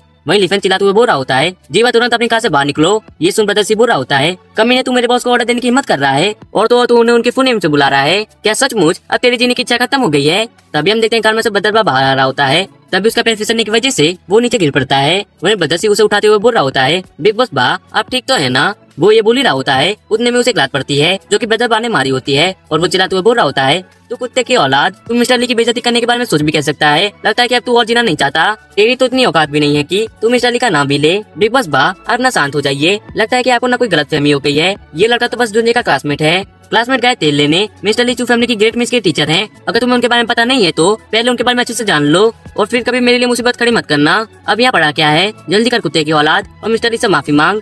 मास्टर ली प्लीज मुझे माफ कर दीजिए, मैं आपसे भीख मांगता हूँ, प्लीज मेरी लाइफ को बख्श दीजिए। मैं अंधा था जो कि आपकी ग्रेटनेस को नहीं देख पाया और आपकी बेइज्जती कर दी। मिस्टर ली प्लीज मुझे माफ कर दीजिए, मैं आपसे भीख मांगता हूँ, प्लीज मुझे छोड़ दीजिए। आप ना बस मुझे कच्चे का ढेर समझकर यहाँ छोड़ के चले जाइए। बदरबा बोल रहा होता है, मिस्टर ली आप ना इसे बस एक कच्चे का ढेर समझकर छोड़ दीजिए। इसने ना आपके साथ जो भी बदतमीजी की है ना, मैं उसके 10 टाइम्स नहीं 100 टाइम्स कंपोजिट करूंगा। तो प्लीज आप इसे एक मौका दे दीजिए, इसे इसकी गलती को सुधारने के लिए। मेरी पूरी लाइफ में ना मेरे पास ज्यादा दोस्त नहीं है और जुंजे मेरा बहुत ही अच्छा दोस्त है। तुमने उसे थप्पड़ मारा, इसका मतलब है कि तुमने मुझे थप्पड़ मारा। इतना बोलते हुए वो उसके हाथ को तोड़ देता है। आज तो मैंने बस तेरे हाथ को ही तोड़ा है, अगर आइंदा तूने मेरे दोस्त को बुली करने की हिम्मत की ना तो अगली बार मैं तेरी फाड़ दूंगा। अब यहाँ से दफा हो जा। ठीक है मिस्टर ली, मैं आपकी बात को समझ गया और शुक्रिया मेरी लाइफ को बख्शने के लिए। तो चल अब यहाँ से दफा हो कुत्ते की औलाद। ली फैन तुमने मुझे सच में सरप्राइज कर दिया। तुमने बिग बॉस बा जैसे गुंडे को भी अपने घुटने टेकने पर मजबूर कर दिया। अब मुझे तुम पर पूरा भरोसा है। मैं अब तुम्हारी मदद करूंगा वानोवाली के रिकंस्ट्रक्शन में। लेकिन एक बहुत ही बड़ा मसला है, इस प्रोजेक्ट में ना कई सारा पैसा लगेगा। तुम इतना सारा पैसा कहाँ से लाओगे? ऐसे की चिंता तुम मत करो, तुम तो बस कल वानोवाली पहुँच जाना। और हाँ, मुझे याद है कि तुम अपनी छोटी बहन की बीमारी के बारे में बता रहे थे। मेरी बहन को एंस्टेज रेनल फेलर है। डॉक्टर ने उसकी बीमारी की वजह तो ढूंढ ली है और डॉक्टर ने कहा है कि उसकी सर्जरी में 5 लाख रुपए लगेंगे। लेकिन आखिर मैं इतने पैसे लाऊंगा कहाँ से? और वो मनी मन सोच रहा होता है, लीफेन के ना बिग बॉस बा के साथ कनेक्शन है और उसने मुझे पहले भी मदद की है। लेकिन मैं इतना बेशर्म नहीं हो सकता कि मैं लीफेन से दोबारा मदद मांगू और उससे कहूँ कि वो मुझे बिग बॉस बा के पास से पैसे उधार दिलवा दे। नहीं, मैं खुद ही अपनी मैं उससे पैसे इकट्ठा करूंगा। चलो अभी हॉस्पिटल चलते हैं, मुझे तुम्हारी बहन से मिलना है। लेकिन अभी रात बहुत हो गई है, तो पेशेंट को देखने का टाइम अब खत्म हो चुका है। हम कल जाके उससे मिल लेंगे। ठीक है, कोई दिक्कत नहीं है, हम कल चल लेंगे। फिर हम देखते हैं जुंजे अपने घर आके पलंग पर लेटा होता है। हम जुंजे की पास्ट मेमोरीज को देखते हैं, जहाँ डॉक्टर उसे बता रहा होता है कि मिस्टर जाओ, आपकी बहन की हालत ना दिन ब दिन बिगड़ती जा रही है। वो ना रेनर फेलर की एंड स्टेज पर है। अगर सर्जरी जल्दी नहीं हुई तो आप समझ सकते हो ना मैं क्या कहना चाहता हूँ। सर्जरी में ना 5 लाख रुपए खर्च होंगे, तो आप जल्द से जल्द 5 लाख रुपए जमा करा दीजिए। फिर वो बोल रहा होता है मैं अपनी बहन को और दुख में नहीं देख सकता, मुझे जल्दी ही कुछ करना होगा। तभी उसके फोन पर एक मैसेज आता है जो कि चैन सियाफू ने किया होता है। उसने मैसेज में लिखा होता है कि हेलो ओल्ड फ्रेंड, मैंने सुना है कि तुम वानवैली प्रोजेक्ट के मैनेजर बन गए हो। जुंजे रिप्लाई करता है हाँ, लेकिन तुम्हें इस बारे में कैसे पता चला? लेकिन इस बारे में तुम्हें कैसे पता चला? सियाफू मैसेज करता है तुम्हें ये जानने की जरूरत नहीं, मैंने सुना है कि तुम्हें तुम्हारी बहन की सर्जरी के लिए पैसों की जरूरत है। हाँ है तो ओल्ड फ्रेंड, अगर तुम कॉन्ट्रैक्ट को मेरी फैमिली कंपनी को हैंड ओवर कर दो तो मैं तुम्हारी बहन की सर्जरी का पूरा खर्चा उठाऊंगा। तो बताओ क्या कहते हो तुम? फिर हम अगली सुबह वानवैली का सीन देखा जाता है, जहाँ लिफन आ गया होता है। बस एक बार इस वानवैली में बिजनेस बन जाए तो फिर मैं इसे अपने फादर को दे दूंगा, ताकि उनके रिटायरमेंट के टाइम पर उन्हें पैसों की कोई दिक्कत ना हो। तभी लिफन के साइड में से मिट्टी उड़ाते हुए BMW कार गुजरती है। फिर हम देखते हैं वो कार रिवर्स आके लिफन के पास आके रुकती है। हम देखते हैं कार में चैनफू होता है, जो कि लिफन से बोल रहा होता है अरे छोटे, क्या तुम बता सकते हो कि इस कंस्ट्रक्शन साइट का हेड ऑफिस कहाँ है? अरे तुम तो लिफन हो ना, मेरे पुराने क्लासमेट। ब्रदर फू, क्या सचमुच लिफन है? इसे देखे कितने साल हो गए हैं और ये अभी भी पहले की तरह ही है, एक गवार। ये दोनों ही मेरे क्लासमेट्स हैं, लिन लेंजी और चैन सियाफू। मेरे पास्ट लाइफ में जब मैं बहुत ही ज्यादा कमजोर था, तब ये दोनों ने मुझे हाई स्कूल में बहुत ही ज्यादा परेशान किया था। लेकिन अब जब मुझे फिर से एक नई लाइफ मिल गई है तो मैं इनसे मेरा बदला जरूर लूंगा। जिस चीज को इन्होंने शुरू किया था उसे मैं खत्म करूंगा। हाँ तो तुम पूछ रहे थे ना कि इस कंस्ट्रक्शन का हेड ऑफिस कहाँ है? मैं ही हूँ यहाँ का हेड, ये जगह मेरी ही है, मैं ही हूँ यहाँ का ओनर। तो बताओ तुम्हें मुझसे क्या काम है? क्या कहा तूने? तू यहाँ का ओनर है? लेकिन तुम्हें इतने साल हो गए हैं गैजेट हुए, लेकिन तुमने अभी तक अपनी लाइफ में कुछ नहीं सीखा। तुम बिल्कुल वैसे के वैसे ही हो, एक गवार। बस तुझ में ना एक फर्क आया है, तेरी झूठ बोलने की स्किल्स वजह से बेहतर हो गई है। ये बहुत सारी बकवास क्या है? तू यहाँ का बॉस उनका नाटक क्यों कर रहा है? अब एक स्वर्ड पे चढ़ेगा। सच कहूँ तो तू एक बॉस से ज्यादा एक कंस्ट्रक्शन वर्कर लग रहा है। वही लिन लेंजी बोल रही होती है सिर्फ निकम्मे लोग कंस्ट्रक्शन साइट पर मजदूरी करने जाते हैं। लगता है कि इसने अपनी लाइफ में कुछ नहीं उखाड़ा, तभी तो यहाँ मजदूरी करने आया है। ब्रदर फू, पहले हमें चेकअप वानवैली के ओनर को ढूंढना चाहिए। हम यहाँ उनसे बिजनेस की बात करने आए हैं, तो पहले हमें ये काम खत्म करना चाहिए। हमें इस गवाह लिफन के ऊपर ध्यान देने की कोई भी जरूरत नहीं।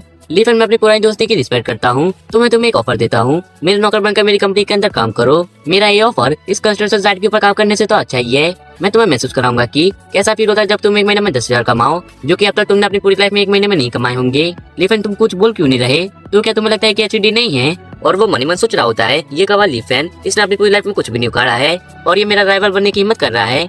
तुमने मेरी गर्लफ्रेंड को लव लेटर लिखने की हिम्मत की थी। तभी लिफन की फोन की रिंग बजती है। कॉल पर जुंजे बोल रहा होता है लिफन, तुम मेरी छोटी बहन से मिलने आ रहे हो ना? मैं तुम्हें एड्रेस मैसेज कर दिया है। फिर लिफन वहाँ से जाते हुए बोल रहा होता है मुझे कुछ काम आ गया है, तुम यहाँ से जा रहा हूँ और मैं जाने से पहले तुम्हें याद दिला दूं कि मैं इस वानवैली का ओनर हूँ। तुम्हें बिलीव करना हो तो करो या फिर ना करो। इतना बोल के वो वहाँ से निकल जाता है। सियाफू पीछे से चिल्लाते हुए बोल रहा होता है साला कमीना कहीं का, मैं तो बस इसकी मदद कर रहा था। और ये कुछ भी बोले बिना यहाँ से ऐसे चला गया। कैसे सचमुच लगता है कि ये यहाँ का बॉस है, इस वानवैली का ओनर। ये न ज्यादा से ज्यादा यहाँ ईंटें उठाने वालों का बॉस हो सकता है, उससे ज्यादा कुछ नहीं। फिर वो ब्रदर्सी को कॉल करता है, ब्रदर्सी अपना जल्दी से अपने आदमियों को लेकर आ जाइए, मुझे गधे को सबक सिखाना है। क्या आप इंजर्ड हैं? आखिर किस में इतनी हिम्मत आ गई जो कि उसने आपको मारा? आखिर आपने ऐसी कौन सी बिग पर्सनालिटी को ऑफेंड कर दिया था? इतना बोलकर वो कॉल को काट देता है और बोल रहा होता है साला नसीब वाला निकला। अगली बार वो मुझे दिखा ना तो मैं उसकी ऐसी हालत करूंगा कि वो खुद भी अपनी उस वाली शक्ल को नहीं पहचान पाएगा, ये मेरी गारंटी है। फिर अगले सिनेमा में हॉस्पिटल को दिखाया जाता है, जहाँ जुंजे लिफन से बोल रहा होता है लिफन, मेरी छोटी बहन ना इस रूम के अंदर है, तो चलो हम चल के उससे मिलते हैं। फिर हम देखते हैं वो दोनों जुंजे की छोटी बहन के पास आ गए होते हैं। जुंजे लिफन को बता रहा होता है जब मैं और मेरी बहन छोटे थे ना, तभी हमारे पेरेंट्स की डेथ हो गई थी। मैंने अपनी छोटी बहन का ख्याल रखने के लिए रात दिन कड़ी मेहनत की, ताकि उसे कभी भी किसी चीज की कमी ना रहे। अपनी बहन की पढ़ाई के लिए पैसे इकट्ठा करने के लिए मैंने अपने कॉलेज के दिनों में रात को पार्ट टाइम जॉब की। लेकिन जब मेरी बहन बीमार हो गई तो मुझे पैसों की जरूरत थी, तो मैंने बारबेक्यू स्टॉल ओपन कर लिया, जिससे कि मैं पैसे कमा कर अपनी बहन का इलाज करवा पाऊँ। ब्रदर, आप यहाँ क्या कर रहे हैं? ब्रदर, मैं ना बिल्कुल ठीक हूँ, आपको ना मेरी चिंता करने की जरूरत नहीं। और आप कौन है ब्रदर? जुंजे बता रहा होता है ये मेरा हाई स्कूल क्लासमेट लिफन है और ये मेरा बहुत ही खास दोस्त है। और लिफन, ये मेरी छोटी बहन जाओफाई। तो क्या ब्रदर, आप यहाँ मुझसे मिलने आए हैं? लिफन बोल रहा होता है तुम ना बस लेट जाओ, तुम्हें अपने आप को ज्यादा फोर्स करने की जरूरत नहीं। मैं अभी तुम्हारी बीमारी को देख लेता हूँ कि तुम्हें तकलीफ क्या है। मुझ पर भरोसा रखो, मैं जल्दी ही सब कुछ ठीक कर दूंगा। जुंजे बोल रहा होता है भाई तुम्हें उस पर भरोसा करना चाहिए, ये ना मेरा बेस्ट फ्रेंड लिफन है, मैं इस पर हमेशा से भरोसा करता आया हूँ, तो तुम्हें भी इस पर भरोसा करना चाहिए। फिर हम देखते हैं फाइल लेट गई होती है और वो मन ही मन सोच रही होती है मुझे ना ब्रदरली कहीं से भी डॉक्टर नहीं लगते, तो क्या वो मुझे सच में ठीक कर सकते हैं? वैसे उम्मीद तो नहीं है, लेकिन अगर ये मुझे ठीक कर पाए तो बहुत ही अच्छा होगा। फिर हम देखते हैं लीफन उसे हील करना स्टार्ट कर देता है। इससे फाई को कुछ अलग सा महसूस हो रहा होता है और वो मन में सोच रही होती है कि ये गर्म गर्म हवा ये बहुत ही ज्यादा कंफर्टेबल है। वहीं ये देख जुंजे खुश होते हुए बोल रहा होता है, लीफन क्या तुमने सच में मेरी छोटी बहन को ठीक कर दिया? उसका वो चमकता हुआ चेहरा वापस आ गया। लीफन आखिर तुमने ये कैसे किया? फाई अचानक से उठकर बैठ जाती है और वो बोल रही होती है, बिग ब्रदर अब मुझे बिल्कुल भी पेन नहीं हो रहा है और अब मैं बहुत ही अच्छा महसूस कर रही हूँ। मेरे चेस्ट का पेन और जलन सब कुछ गायब हो गया। क्या ब्रदर ली ने मुझे सचमुच ठीक कर दिया? वहीं लीफन जुंजे को बता रहा होता है, तुम्हारी बहन अब बिल्कुल ठीक है, वो इतनी तो ठीक हो ही गई है कि अब वो मेडिकल फैसिलिटी से डिस्चार्ज ले सके। फिर जुंजे अपनी छोटी बहन से कह रहा होता है, मैं अभी जाके डॉक्टर्स को बुलाता हूँ, एक बार वो भी मैं चेक कर ले तो फिर तुम डिस्चार्ज करवा के जल्दी घर ले जा सकेंगे। फिर हम देखते हैं थोड़ी देर बाद जुंजे दो डॉक्टर्स को बुला के लाता है, जहाँ पर पहला वाला डॉक्टर बोल रहा होता है, ओह माय गॉड, ये कैसे हो सकता है? मिस जाओ की तबीयत अचानक से इतनी ज्यादा कैसे सुधर गई? वो तो एकदम से चमत्कारी तरीके से ठीक हो गई। अब तो ये नॉर्मल लोगों से भी ज्यादा हेल्दी लग रही हैं। इसका तो कोई लॉजिकल एक्सप्लेनेशन ही नहीं है। आखिर ये कैसे हुआ? ये तो एक चमत्कार है। वहीं दूसरा डॉक्टर बोल रहा होता है, ये तो मेडिकल दुनिया में एक चमत्कार है, सोच रहा हूँ क्या इनका ब्लड सैंपल ले सकते हैं। फिर थोड़ी देर बाद हम देखते हैं कि लीफन और जुंजे हॉस्पिटल से बाहर आ रहे होते हैं। जुंजे लीफन से कह रहा होता है कि लीफन मैं देख रहा हूँ कि तुम पहले से कई ज्यादा बदल गए हो और तुम्हारे पास ये पावर कहाँ से आई जिससे कि तुमने मेरी छोटी बहन को अचानक से हिल कर दिया? लीफन बोल रहा होता है, जुंजे मैं इस बारे में तुम्हें एक्सप्लेन नहीं कर सकता, पर एक चीज जो कभी नहीं बदली वो ये है कि हम दोनों बेस्ट फ्रेंड्स हैं। जुंजे बोल रहा होता है, लीफन एक बात है जिसके लिए मुझे तुमसे माफी मांगनी है। लीफन बोल रहा होता है, असली मदद की टोन में बात नहीं करते, सीधे सीधे बोलो, देखते हैं कि मैं तुम्हारी मदद कर सकता हूँ या फिर नहीं। ठीक है तो मैं कह देता हूँ, पर सुनने के बाद तुम गुस्सा मत हो जाना। कल रात को मैं नशे की हालत में घर पहुंचा, उसके बाद मैंने वीचैट पे अपने क्लासमेट वाले ग्रुप में जाके बकवास कर दी कि मैं वनवाइली प्रोजेक्ट का मैनेजर हूँ।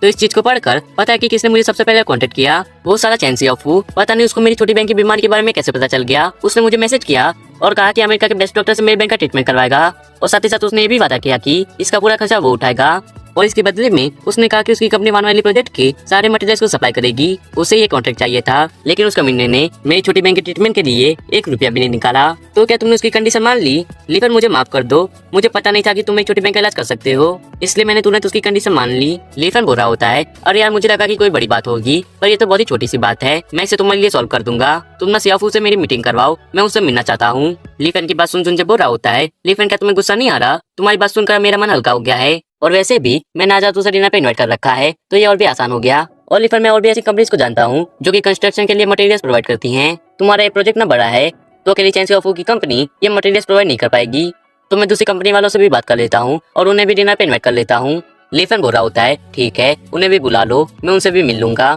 अब तुम्हें ना तुम्हारी छोटी बहन के पास जाना चाहिए, वो अभी हॉस्पिटल से डिस्चार्ज हुई है तो उसे घर पर किसी की जरूरत होगी। जुंजे बोल रहा होता है, लीफन वैसे मुझे तुमसे एक बात पूछनी थी, मेरी छोटी बहन ना मैच्योर हो गई है और वो काफी खूबसूरत भी है और मुझे जहाँ तक पता है तो तुम अभी भी सिंगल हो, तो क्या तुम मुझसे? जुंजे की बात सुन लीफन वहाँ से गायब हो जाता है। वहीं जुंजे बुरा होता है, लीफन आखिर तुम चीज क्या हो? तुम इतनी जल्दी यहाँ से गायब कैसे हो गए? फिर हम लीफन को देखते हैं जो कि सोच रहा होता है, जुंजे मैं जानता हूँ कि तुम्हारी इंटेंशन गलत नहीं है, पर मैं दिल में जोली की जगह और कोई नहीं ले सकता। तुम कमीने हेवनली गॉड्स, तुमने मुझसे मेरी डिवाइस क्रिप्टो लेने के चक्कर में मुझे मोटर्स के बीच में रहने में मजबूर कर दिया और तुम लोगों की वजह से मैं और जोली अब एक साथ नहीं है। लेकिन तुम ना बस वेट करो, एक दिन ऐसा आएगा जब मैं इमॉर्टल वर्ल्ड वापस आऊंगा, उसके बाद मैं तुम सबको इसकी सजा दूंगा। मैं भी देखना चाहता हूँ कि फिर तुम लोग कैसे बचते हो मेरे गुस्से से। तो इसके आगे क्या होगा वो हम देखेंगे नेक्स्ट एपिसोड में। तब तक के लिए थैंक्स फॉर वॉचिंग। तो हेलो दोस्तों, स्वागत है सब लोगों का हमारे यूट्यूब चैनल फॉरेस्ट मांगा स्पेन चैनल में। तो एपिसोड 17 की शुरुआत में हम देखते हैं कि सभी लोग रात के डिनर के लिए आ गए होते हैं। वहीं एक बंदा बोल रहा होता है, यंग मास्टर चैन आपका शुक्रिया कि आपने वनवाइली प्रोजेक्ट के लिए जो मटेरियल चाहिए उसके लिए आपने हमें भी अपने साथ काम करने के लिए रखा, इससे हमारी छोटी मोटी कंपनी भी ग्रो कर पाएगी। वहीं पर अलग अलग कंपनीज के और भी लोग होते हैं, जिसमें एक बंदा बोल रहा होता है, मुझे तो ये समझ नहीं आ रहा है कि यंग मास्टर चैन को इतना बड़ा ऑर्डर मिला कैसे। वहीं दूसरा एक बंदा बोल रहा होता है, मैंने सुना है कि वनवाइली का ऑनर काफी मिस्टीरियस है, यहाँ तक कि चू फैमिली भी उससे पन्ना लेने की हिम्मत नहीं करती। वहीं सियाफू हंसते हुए बोल रहा होता है, मैं अभी तुम सभी को एक सच बताने जा रहा हूँ, ये जो वनवाइली का प्रोजेक्ट है ना, उसका मैनेजर मेरा पुराना क्लासमेट है, उसका नाम जाओ जुंजे है। वो ना एक गाँव का गवार आदमी है। जब मैंने उसे कहा कि मैं उसकी छोटी बहन की सर्जरी के लिए 5 लाख रुपए पे करूंगा तो उसने मेरी कंडीशन तुरंत मान ली और मुझे ये वनवाइली का प्रोजेक्ट दे दिया। असल में उसकी छोटी बहन की बीमारी बहुत ही क्रिटिकल स्टेज पर है, अगर मैं उससे पैसे देकर उसकी बहन का इलाज करवा भी देता तो इसकी कोई गारंटी नहीं थी कि उसकी बहन बच पाए। तो क्या मैं पागल हूँ जो कि उसे 5 लाख रुपए पे कर देता? तभी हम देखते हैं लीफन गेट खोलते हुए अंदर आ रहा होता है और वो बोल रहा होता है, चैन सियाफू कुछ है जिस बारे में मुझे तुमसे बात करनी है। वहीं लीफन को देख ब्लैक सूट वाला बंदा बोल रहा होता है, अबे साले वेटर, तुझे दिख नहीं रहा कि यहाँ सभी बड़े लोगों की मीटिंग चल रही है, तो चल निकल यहाँ से। वहीं दूसरा एक और बंदा बोल रहा होता है, अबे साले वेटर, क्या तूने सुना नहीं क्या? उसने क्या कहा? तो चल अब यहाँ से दफा हो। फिर हम देखते हैं चैन सियाफू को, जो कि लिफेन के पास आते हुए बोल रहा होता है, अरे लिफेन तुम यहाँ। दोस्तों ये कोई वेटर नहीं है, हालांकि मैं मानता हूँ कि इसकी शक्ल वेटरों वाली है, पर बदकिस्मती से मेरा पुराना क्लासमेट लिफेन है। दोस्तों मैं आप सभी को मेरे हाई स्कूल का एक किस्सा सुनाना चाहता हूँ। आप सभी लोग मेरी गर्लफ्रेंड लेंजी को तो जानते ही होंगे। हमारे हाई स्कूल के टाइम पर वो हमारी क्लास की सबसे खूबसूरत लड़की थी। तो ये भाई साहब लिफेन, जो कि एक मेंढक की तरह है, वो एक हंस खाना चाहता था। मेरा मतलब है कि इसने मेरी गर्लफ्रेंड को लव लेटर लिख दिया, और मुझे आज भी उस लव लेटर की कुछ लाइन्स याद हैं, जो कि मैं आप सभी को सुनाना चाहता हूँ। मेरी प्यारी लेंजी, तेरी स्माइल देख दिल फिसल जाता है, जैसे मोबाइल हाथ से गिर जाता है। तुझे देखने के चक्कर में टीचर डांटता है, पर क्या करे, दिल सिर्फ तुझी पर मरता है। ये काफी फनी है ना। और तो मेरी गर्लफ्रेंड ने लव लेटर पूरी क्लास के बीच में लाउडली पढ़ दिया था, जिससे सभी लोग बहुत ही हंस रहे थे। ये सुन ब्लैक सूट वाला बंदा बोल रहा होता है, ये कमीना, ये ना पक्का से गाँव का गवार कुत्ता है, और इसे क्या लगता है कि ये यंग मिस लेंजी के लायक है। क्या मजाक है। वही दूसरा एक और बंदा हंसते हुए बोल रहा होता है, और ये यंग मास्टर चैन का ड्राइवर बनने की हिम्मत कर रहा था, क्या ये सच में और जीना नहीं चाहता। वही तीसरा बंदा बोल रहा होता है, कमीने तू ना एक काम कर, तू ना ग्राउंड के ऊपर पेशाब कर, और उसमें पहले अपनी शक्ल को देख, तू क्या कोई सपना दिख रहा है कि तू मिस लेंजी को पटा लेगा। फिर हम देखते हैं सियाफू को, जो कि बोल रहा होता है कि इससे आगे स्टोरी में क्या हुआ होगा, शायद इस बारे में मुझे आप लोगों को बताने की जरूरत नहीं है। आप लोग गेस कर सकते हो कि फिलिपिन के साथ क्या हुआ होगा। मैं रिस्पेक्टफुल पर्सन हूँ, तो मुझे इस गवाह की परवाह करने की जरूरत नहीं। और इसके अलावा अगर तुम एक ब्यूटीफुल लड़की को डेट करना चाहते हो ना, तो तुम्हारे पास भी तुम्हारे खुद का एक चार्म होना चाहिए। सियाफू की बात सुन ब्लैक सूट वाला बंदा बोल रहा होता है कि ये मास्टर चैन सचमुच एक ग्रेट मैन है। अगर मैं उनकी जगह होता ना, तो मैं उस लिफिंग की धुलाई करने में खुद को होल्ड बैक नहीं कर पाता। वही दूसरा एक और बंदा बोल रहा होता है, यंग मास्टर चैन बिना किसी झगड़े किए विनर बन गए, उन्होंने लेंजी को अपना गर्लफ्रेंड बना लिया। मैं उन्हें एडमायर करता हूँ। सियाफू बोल रहा होता है, भाई लोग मैं तुम्हें एक और बात बताना चाहता हूँ कि ये जो गवार है ना, वो वानवाली में जो कंस्ट्रक्शन चल रहा है वहाँ पर एक वर्कर है। लेकिन लिफिन तुम यहाँ क्या कर रहे हो? लगता है कि कंस्ट्रक्शन वर्कर बन के तुम इनफ मनी नहीं कमा पा रहे हो, इसलिए तुम यहाँ वेटर की जॉब करने आए हो ना। क्यों, मैं सही कह रहा हूँ ना? देखो लिफिन, मैं ये कहना तो नहीं चाहता, लेकिन तुम ना बहुत ही बेकार हो। आखिर तुम्हें ईंटें उठाने और डिश धोने के अलावा आता ही क्या है? मैंने तुम्हें पहले एक ऑफर दिया था कि तुम मेरे नौकर बनकर मेरी कंपनी में जॉब करो। मैं तुम्हें इसके लिए हर महीने का 10,000 भी देने के लिए रेडी हूँ। तुम ना मेरे ऑफर को एक्सेप्ट कर लो, फिर तुम्हें ना दो जॉब्स करने की जरूरत नहीं पड़ेगी। तुम मेरी बात क्यों नहीं मानते? मैं तो बस तुम्हारी मदद करना चाहता हूँ। ब्लैक सूट वाला बंदा बोल रहा होता है, यंग मास्टर चैन आपने बहुत ही कोशिश कर ली, लेकिन अब आपको इस पर ध्यान देने की जरूरत नहीं, क्योंकि ये लड़का एक गवार है, इससे आपकी बात समझ नहीं आएगी। वहीं दूसरा एक बंदा बोल रहा होता है, हाँ मास्टर चैन वो ना सही कह रहा है, आपको ना इस गवार पर ध्यान देकर अपना मूड खराब करने की जरूरत नहीं। वहीं एक और बंदा बोतल को हाथ में उठाते हुए बोल रहा होता है, अगर तुम यंग मास्टर चैन के ऑफर को एक्सेप्ट नहीं करते हो, इसका मतलब है कि तुम उनकी बेइज्जती कर रहे हो। आज मैं तुम्हें इसके लिए एक सबक सिखाऊंगा, ताकि तुम दोबारा यंग मास्टर चैन से पंगा लेने की हिम्मत न करो। इतना बोलकर वो अटैक करने के लिए आगे बढ़ता है, लेकिन सियाफू उसे रोकते हुए बोल रहा होता है, छोड़ो यार, अगर इस गवार में थोड़ा भी दिमाग होता तो ये मेरे ऑफर को तुरंत ही एक्सेप्ट कर लेता, लेकिन हम इसे जबरदस्ती तो नहीं करवा सकते ना। ये सुन ब्लैक सूट वाला बंदा बोल रहा होता है, बेवकूफ, यंग मास्टर चैन तुम्हें एक बेहतर लाइफ देना चाहते थे, और तूने उनकी अच्छाई पर थूक दिया। वो ना तुझे एक ब्राइट फ्यूचर देना चाहते थे, लेकिन तुझ जैसे गवार को उनकी अच्छाई दिखती कहाँ है, क्योंकि तेरा दिमाग तो घुटनों में है। वहीं दूसरा बंदा बोल रहा होता है, यार यंग मास्टर चैन जैसे लोग तुझे मदद देना चाहते हैं, पर तू उनसे मदद लेने के लिए तैयार ही नहीं है। लोग तुझे हाथ देकर ऊपर उठाना चाहते हैं, और तू है कि उन्हीं के चेहरे पे थूक रहा है। तेरी ये अकड़ तुझे कहीं का नहीं छोड़ेगी। तेरे जैसे लोगों को देख कर ही मुझे बहुत ही गुस्सा आता है। वहीं एक और बंदा बोल रहा होता है, यंग मास्टर चैन और यहाँ बैठे सभी लोग, मुझे लगता है कि आप लोगों का बहुत हो गया। अगर यंग मास्टर चैन उनके क्लासमेट की मदद करना ही चाह रहे होते, तो फिर उन्हें इस लड़की की सबके सामने बेइज्जती करने की क्या जरूरत थी? तुम सभी लोग उसके ऊपर इस तरह से हंस रहे हो, क्या सचमुच इतना फनी है क्या, जो कि तुम सभी लोग उसके बारे में इतना बुरा भला बोल रहे हो? मिस्टर जेंग और मिस्टर वांग, मुझे याद है कि जब आप दोनों ने अपना स्टार्टअप स्टार्ट ही किया था, तब आप भी कंस्ट्रक्शन वर्कर की जॉब ही करते थे, यहाँ तक कि सीपर का भी काम। तो अब जब आपकी लाइफस्टाइल पैसे बेहतर हो गई है, तो आपको एक कंस्ट्रक्शन वर्कर, एक गधा, एक कमीना लगने लगा। ये मत बुना कि आप लोग भी इस लड़की की तरह ही थे, या फिर ये भी कह सकते कि आपकी लाइफस्टाइल तो इस लड़की की लाइफस्टाइल से भी बेकार थी। तो आप लोगों का कोई भी हक नहीं बनता कि आप इस लड़की को नीचा दिखाओ, उसकी बेइज्जती करो। ब्लैक सूट वाला बंदा बोल रहा होता है, तुम कमीने जाओ, तेरी औकात क्या है जो कि तू यंग मास्टर चैन पर चिल्लाने की हिम्मत कर रहा है? तू समझता क्या है अपने आप को? तेरी बातें यंग मास्टर चैन के सामने कोई वैल्यू नहीं रखती। वहीं एक और बंदा जुओ को धक्का देते हुए बोल रहा होता है, ओए छोटे, लगता है कि तुझे मार खाने का बड़ा शौक है, हाँ? क्या तू वानवाली के कंस्ट्रक्शन का पार्टनर नहीं बनना चाहता? कंस्ट्रक्शन के हेड मैनेजर खुद यंग मास्टर चैन है, घुटने टेक और यंग मास्टर चैन से माफी मांग। जुओ बोल रहा होता है, मैं तुम जैसे कभी इंसानों के साथ एक जगह पर खड़ा भी नहीं होना चाहता, चाहे फिर मुझे इस कंस्ट्रक्शन में पार्टनरशिप मिले या फिर ना मिले। वहीं ये देख लिफन सोच रहा होता है, क्या समाज में अभी भी इस तरह के लोग एग्जिस्ट करते हैं? सियाफू चिल्लाते हुए बोल रहा होता है, राउज वो वैन, अगर अब तुमने कह दिया है तो अब तुम वानवाली प्रोजेक्ट में अपनी नाक मत घुसाना, तो अब चल भाग यहाँ से, निकल जा। तभी पीछे से जुंजे आके बोल रहा होता है, चैन सियाफू, आज मैं तुम्हें ऑफिशियली इस वानवाली प्रोजेक्ट से बाहर निकालता हूँ। सियाफू बोल रहा होता है, जाओ जुंजे, तुम क्या बोल रहे हो? क्या तुम्हें तुम्हारी छोटी बहन के इलाज के लिए पैसे नहीं चाहिए? हाँ, अपना मुंह बंद कर ले कुत्ते, और मेरी छोटी बहन ऑलरेडी ठीक हो गई है, तो अब मुझे यहाँ एक अच्छा आदमी बनने का दिखावा करने की जरूरत नहीं। फाई तुम अंदर आ जाओ। Hello big brother Lifan. फाई को देख सियाफू हैरान होते हुए अपने फोन को बाहर निकालता है और फोन में देखते हुए बोल रहा होता है, तुमने जो मुझे अपनी छोटी बहन की फोटो भेजी थी उसमें तो वो बिल्कुल मरने की हालत में थी, तो फिर वो इतनी जल्दी ठीक कैसे हो गई? जुंजे बोल रहा होता है, सियाफू ये चौंका देने वाली बात है ना। ली फैन ने मेरी बहन की बीमारी का इलाज किया बिना किसी लालच के, और तू आराम सिर्फ अपना फायदा उठाना जानता है। तू इतना नीच इंसान है कि तूने मेरी छोटी बहन की बीमारी का फायदा उठाकर मुझे मजबूर कर दिया कि मैं तुझे वानवेल के कंस्ट्रक्शन का सप्लाई का कॉन्ट्रैक्ट दे दूं। और तुझे वो टाइम याद है जब ली फैन ने लिन लैंजी के लिए एक लव लेटर लिखा था, इसलिए तू उसे मारने के लिए अपने साथ गुंडों को लेकर आ गया था। आज वही ली फैन एक बिलियनर बन चुका है। ली फैन इस वानवेल का ऑनर है जिसकी वर्थ बिलियंस में है। तुमने उसे ईंटें उठाने वाला और इस रेस्टोरेंट में डिश धोने वाला कहा था ना, तो मैं तुम्हें तुम्हारी जानकारी के लिए बता दूं कि इन भाई साहब की टोटल नेटवर्थ ना तुमसे 10,000 गुना ज्यादा होगी, और शायद उससे भी ज्यादा। ये सुनकर तो सियाफू के होश उड़ जाते हैं। वहीं चुंजे बोल रहा होता है, तू ली फैन के सामने कुछ नहीं है। ली फैन वो पहाड़ है जिस पर चढ़ने की तेरी औकात नहीं। और तू क्या सोच रहा था कि इस कंस्ट्रक्शन प्रोजेक्ट से पैसे कमा लेगा? सपने देखना बंद कर। और तुम सभी चमचे लोग जो कि बहुत देर से हवा में उड़ रहे थे, तुम सभी लोग भी चैन सियाफू के जूते चाट रहे थे ना, सिर्फ अपना फायदा देखने के लिए, है ना? लेकिन असलियत में तो वानवाली का ऑनर ली फैन ही है। तुम सबके सब बंदे हो जो कि अब तक ली फैन की बेइज्जती करके इस कदर चैन सियाफू की पूजा कर रहे थे। ये सुन ब्लैक सूट वाला बंदा अपना पसीना पोंछते हुए बोल रहा होता है, ये कैसे हो सकता है? ये छोटू वानवाली का ऑनर कैसे हो सकता है? वहीं दूसरा बंदा बोल रहा होता है, अगर मुझे पहले पता होता ना तो मैं उसका मजा कभी नहीं उड़ाता, चाहे फिर मुझे किसी की मारी क्यों नहीं खानी पड़ती। फिर सियाफू चिल्लाते हुए बोल रहा होता है, तुझे क्या तुम मुझसे मजाक कर रहे हो? आखिर ली फैन उस वानवाली का ऑनर कैसे हो सकता है? ये तो इम्पॉसिबल है, क्योंकि ये जो कंस्ट्रक्शन वानवाली में चल रहा है ना, उसका असली ओनर तो चू तियानजेंग है, और इस ली फैन की इतनी औकात नहीं है कि उसके कनेक्शन चू फैमिली वालों से होंगे।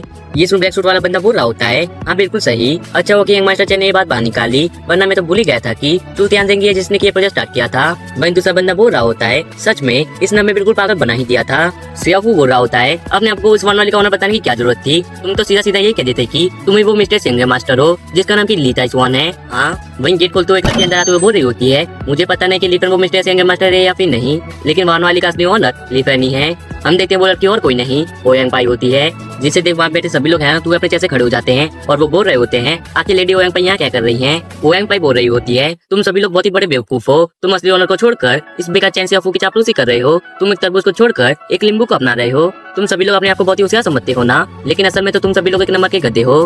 तुम सभी लोग एक बात और नहीं जानते कि चू फैमिली ने वानवाली को ली फैन के लिए खरीदा है। ऐसा इसलिए क्योंकि ली फैन ने चू फैमिली के हेड यानी कि चू तियानजेंग की जान बचाई थी, और तो और ली फैन उनकी पोती चू सुलेंग का भी टीचर है। ये सब सुन लैंजी सोच रही होती है, क्या तो क्या सच में ली फैन वानवाली का ओनर है? और तो और वो चू फैमिली का ग्रेट सेवियर भी है। फिर हम ओयंग पाई को देखते हैं जो कि ली फैन से कह रही होती है, ली फैन काफी दिन हो गए ना हमें मिले, क्या तुम फ्री हो? मैं बस ऊपर वाले हॉल से अपना काम खत्म करके नीचे आ रही थी और आते समय मुझे यहाँ पर बहुत सारा शोर सुनाई दिया, तो मैं यहाँ देखने आ गई। लेकिन चौंकाने वाली बात तो ये है कि तुम भी मुझे यहीं मिल गए। तो क्या आज मेरे साथ डिनर पर चलोगे? जुओ वैन को छोड़कर जो भी लोग इस चैन सियाफू की चापलूसी कर रहे थे, मैं उन सभी लोगों को इस वानवाली प्रोजेक्ट से बाहर निकालता हूँ। और तुम चैन सियाफू ये मत सोचना कि तुम इस प्रोजेक्ट से एक भी सिक्का कमा पाओगे। आज मैं तुमसे तुम्हारी हर हरकत का हिसाब लूंगा। तुम तीनों जरा बाहर जाओ, मुझे इस चैन सियाफू के साथ अकेले में कुछ काम निपटाना है। फिर जुओ वैन ली फैन के पास आके बोल रहा होता है, मिस्टर ली आपका बहुत बहुत शुक्रिया। हमारी जुओ फैमिली कंपनी उतनी बड़ी नहीं है, मैं तो बस यहाँ एक छोटी सी मदद मांगने आया था। लेकिन अब आप ये मत सोचने लगना कि आपने मुझे अपना मेन सप्लाई चुन लिया है। फिर वो झुकते हुए बोल रहा होता है, अगर आपको फ्यूचर में किसी भी चीज की जरूरत हो ना तो आप बस मुझे याद करना, ये जुओ वैन आपके लिए वो हर एक चीज प्रोवाइड करेगा। वही हम देखते हैं सियाफू को जो कि वाइन के ग्लास नीचे फेंकते हुए चिल्लाकर बोल रहा होता है, ली फैन तो क्या तुम मुझसे कोऑपरेट नहीं करोगे? तुम मुझे इस प्रोजेक्ट से पैसे नहीं कमाने दोगे? तो फिर देखते हैं कौन है जो तुम्हें कंस्ट्रक्शन के लिए मटेरियल सप्लाई करेगा। तुम्हारा वानवाली एक वीरान जगह बन जाएगा अगर तुम वहाँ कंस्ट्रक्शन नहीं करा पाए। ये मत सोचना कि सिर्फ इसलिए क्योंकि लेडी ओयंग पाई तुम्हारे पीछे खड़ी है तो तुम कुछ भी कर सकते हो। तो मैं तुम्हें बता दूं कि तुम मेरा कुछ भी नहीं बिगाड़ सकते। मैं चाहूँ ना तो मैं तुम्हें 1 मिनट में खत्म कर सकता हूँ। हम देखते हैं ली फैन टेबल पर एक चॉपस्टिक को उठाता है और उसे सियाफू की तरफ फेंक देता है, जो कि सीधा जाके सियाफू की चेहरे पर लगती है, जिससे सियाफू पीछे उड़कर दीवार से टकराता है और फिर टेबल पर रखे खाने की चीज से टकराता है। ली फैन की पांव को देखकर वहाँ खड़े सभी लोग हैरान हो गए होते हैं। फिर ली फैन उसके बालों को खींचकर उसके चेहरे को उठाता है और फिर उसे जोर से टेबल के ऊपर मार देता है। और वो साथ ही साथ बोल रहा होता है, चैन सियाफू मुझे अभी भी याद है कि जब हम हाई स्कूल में थे तब तुमने जुंजी को इतना मारा कि उसकी हड्डियां टूट गई थी और इससे उसे फुल्ली रिकवर होने के लिए 2 महीने लगे थे। तब तक वो बेड के ऊपर ही पड़ा रहा। बाद में तुम्हारी टांगे तोड़ दूंगा, मैं तुम्हारे लिए बेड से उठना भी मुश्किल बना दूंगा। फिर अब देखते हैं ली फैन सियाफू की दोनों टांगों पर फुट लगाकर उसे दर्द महसूस कराता है। इससे सियाफू चिल्लाते हुए बोल रहा होता है, ये बहुत ही दर्दनाक है। ली फैन तुम कमीने, तुम्हारी हिम्मत की तुमने मुझे मारा। फिर वो अपने फोन को बाहर निकालते हुए बोल रहा होता है, ली फैन अगर तुम इतनी ग्रेट हो तो बस थोड़ी देर यहीं रुक जाओ, मैं अभी कुछ लोगों को अपने सपोर्ट के लिए बुलाता हूँ जो कि यहाँ आके तुम्हारी हड्डियां तोड़ देंगे। ऑलराइट, तो फिर मैं भी यहाँ बैठकर देखता हूँ कि तुम मुझे मारने के लिए किसे अपनी हेल्प के लिए बुलाते हो। तभी जुंजे अंदर ली फैन के पास आके उसके कान के अंदर बोल रहा होता है, चैन सियाफू के पीछे जो लोग हैं ना वो कोई नॉर्मल लोग नहीं है, वो बहुत ही फेमस माफिया है। मुझे डर है कि उतने में ली फैन जुंजे को रोकते हुए बोल रहा होता है, जुंजे मैंने कहा ना कि तुम्हें मेरी चिंता करने की जरूरत नहीं। अगर आज यहाँ कोई गौर भी आ जाना तो वो भी सियाफू को मुझसे नहीं बचा सकते। लीफेन की बात सुन जुंजे सोच रहा होता है लीफेन पहले से काफी बदल गया है। मैं इस हद तक नहीं समझ पाया क्या ये वही लीफेन है जिसे कि मैं जानता था, वो कमजोर और शर्मीला लड़का। आखिर उसने ऐसा क्या सहा इन सालों में जो कि वो इतना बदल गया। फिर हमें थोड़ी देर बाद का सीन दिखाया जाता है जहाँ बदस्ती अपने कुछ लोगों को लेकर लॉबी के अंदर चल रहा होता है। वो बोल रहा होता है कि आखिर कौन है वो अंधा गधा जिसने कि मास्टर चंद से पंगा लेने की हिम्मत की। तुम सभी लोग देखना कि कैसे आज मैं उसका मेरे के सारे दांतों को तोड़ देता हूँ। फिर हम देखते हैं सियाफू को जो कि लीफेन से बोल रहा होता है लीफेन अब तुम्हारी मौत तय है। प्रदर्शी के पास ना 100 से भी ज्यादा लोग हैं। मैं तुम्हें इस दुनिया से मिटा दूंगा इतना कि तुम्हें दफन करने की भी जगह ना मिले। फिर हम देखते हैं प्रदर्शी अंदर आ जाता है और अंदर आते ही उसकी नजर सबसे पहले लीफेन के ऊपर पड़ती है। लीफेन को देख वो बहुत ही ज्यादा हैरान हो जाता है और वो मन मन सोच रहा होता है ये तो लीफेन है ना, आखिर वो इस जगह पर क्या कर रहा है। इतना सोचकर वो बोल रहा होता है अबे कर दो मेरे सामने से हटो, मुझे रास्ता दो। वहीं प्रदर्शी के गैंग का एक बंदा बोल रहा होता है प्रदर्शी क्या हम यहाँ किसी को मारने नहीं आए थे, तो अब आप पीछे क्यों हट रहे हैं। प्रदर्शी उसे माथे को चिल्लाकर बोल रहा होता है मैंने कहा ना कि मेरे रास्ते से हट जाओ, तुम्हें एक बारी में सुनाई नहीं देता क्या, जल्दी वापस चलो, तुम कल मेरे साथ नहीं आए थे इसलिए तुम्हें कुछ पता नहीं। ये मिस्टर ली वो इंसान है जिसके साथ कुछ ब्रदर भाभी पंगा लेने की हिम्मत नहीं करते।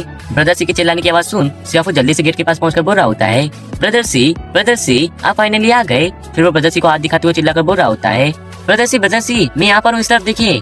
वहीं प्रदर्शी सोच रहा होता है अरे मुझे क्या बुला रहा है, बुलाना ये तो अपनी मॉम को बुला, इतनी बदनसीबी कहाँ से लेके पैदा हुआ हूँ मैं जो कि फिर मुझे दोबारा मिल गया। अगर उसने मुझे यहाँ दिख लिया ना तो फिर मैं गया। ऊपर से कहता चैन सियाफू मेरा नाम चिल्ला चिल्ला कर उनका ध्यान मेरे ऊपर ला रहा है। सियाफू बोल रहा होता है प्रदर्शी आप कहाँ जा रहे हैं, मैंने आपको यहाँ किसी को खत्म करने के लिए बुलाया था। फिर हम देखते हैं लीफेन को जो कि बोल रहा होता है सी तुम कहाँ भाग रहे हो, सियाफू तुम्हें बुला रहा है ना तो जल्दी से मेरे सामने आओ। फिर प्रदर्शी रूम के अंदर आते हुए बोल रहा होता है अरे मिस्टर ली आप यही हैं, क्या इत्तेफाकी क्या आप मुझे यहाँ मिल गए। और वो मन मन सोच रहा होता है कि साले चैन सियाफू तुझे मिस्टर ली से पंगा लेने की क्या जरूरत थी, आज तेरी वजह से हम दोनों ही मारे जाएंगे। प्रदर्शी इस छोटे से कमीने ने मेरी दोनों लातों को तोड़ दिया, अब बस आपको इसको मौत के घाट उतारना है। मैं आपको इसके लिए 1 मिलियन नहीं 2 मिलियन पे करूंगा। तभी वहाँ अचानक से और भी लोग अंदर आने लगते हैं जिन्हें देख वहाँ खड़े लोग कह रहे होते हैं कि अरे ये तो एस्टर्न डिस्ट्रिक्ट के लीडर ब्रदर कांग है ना, लेकिन वो यहाँ क्यों आए हैं और उनके साथ तो सिस्टर यान भी हैं। वही उन सभी को देख सियाफू बोल रहा होता है बढ़िया ये तो कमाल हो गया, मेरी मदद करने के लिए इतने बड़े बड़े लोग यहाँ आए हैं, बहुत बढ़िया। लेकिन अब तो तुम्हें दफन करने के लिए तुम्हारी खड्डी भी नहीं बचेगी।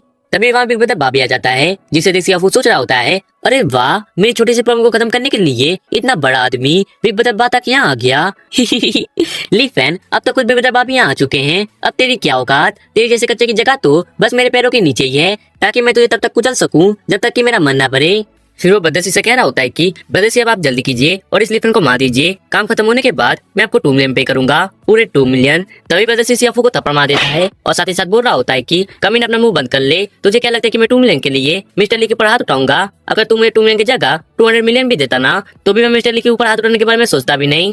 और तेरी इतनी औकात की तू मिस्टर ली को बेइज्जत करे, पागल हो गया है क्या तू। अगर तुझे मरने का इतना ही शौक है तो अकेले मरना, मुझे क्यों अपने साथ घसीट रहा है। फिर वो लीफेन के पास जाकर उससे कह रहा होता है कि मिस्टर लीफेन ये बस एक छोटी सी गलतफहमी थी, प्लीज मुझे मत मानना। मुझे पता है जो आपने मुझसे पहले कहा था कि मैं आपके सामने फिर कभी ना आऊं, लेकिन इस गधे चैन सियाफू की वजह से ये सब हुआ है।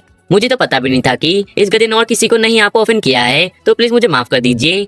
और वो मन ही मन सोच रहा होता है कि अगर मिस्टर ली ने मुझे माफ नहीं किया ना तो समझ लो कि मेरी मौत अब पक्की है। लीफेन बोल रहा होता है क्या ये गलतफहमी थी। हाँ तभी ब्रदर टेबल पर रखे बाउल को उठाकर बदरसी को फेंक के मारता है और बोल रहा होता है कल रात वाली बात एक गलतफहमी थी और अब इस बार भी एक गलतफहमी, क्या आप तो सच में मरना चाहता है क्या।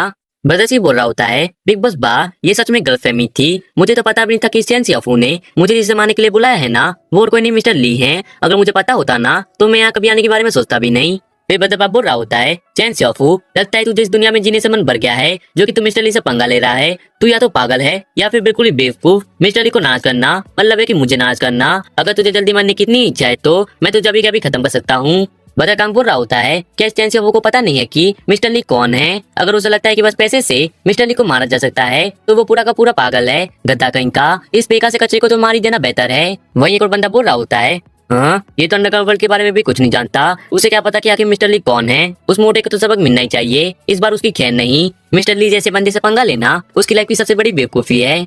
दूसरा एक और बंदा बोल रहा होता है क्या इस मोटे को पता नहीं कि मिस्टर ली कौन है, वो ना सोसाइटी के टॉप मास्टर हैं, वो मिस्टर सिंह है मास्टर और इसने उन्हें मारने की हिम्मत की। वही हम चैन सियाफू को देखते हैं जो कि सोच रहा होता है चूजो का टॉप मास्टर, ये लोग आखिर ये क्या बोल रहे हैं, आखिर इस लीफेन का असली बैकग्राउंड क्या है और ये सब अंडरग्राउंड के बड़े बड़े लोग उसका साथ क्यों दे रहे हैं। क्या वो सभी लोग लीफेन से डरते हैं, लेकिन ये कैसे मुमकिन है, क्या सच में लीफेन का इतना बड़ा बैकग्राउंड है। फिर हम लीन जी को देखते हैं जो कि सोच रही होती है कि अरे मुझसे तो बहुत बड़ी गलती हो गई। अगर मुझे पहले पता होता ना कि लीफन का इतना बड़ा बैकग्राउंड है तो मैं उसे हाई स्कूल में ही पटा लेती। लेकिन शायद अभी भी ज्यादा देरी नहीं हुई है। फिर लीफन चैन सियाफू की चेस्ट के ऊपर लात रखते हुए बोल रहा होता है कि चैन सियाफू, आज मैं तुझे तेरी गुनाहों की सजा दूंगा, यहाँ सबके सामने तुझे खत्म करके। लीफन, हिम्मत भी मत करना मेरा बड़ा भाई।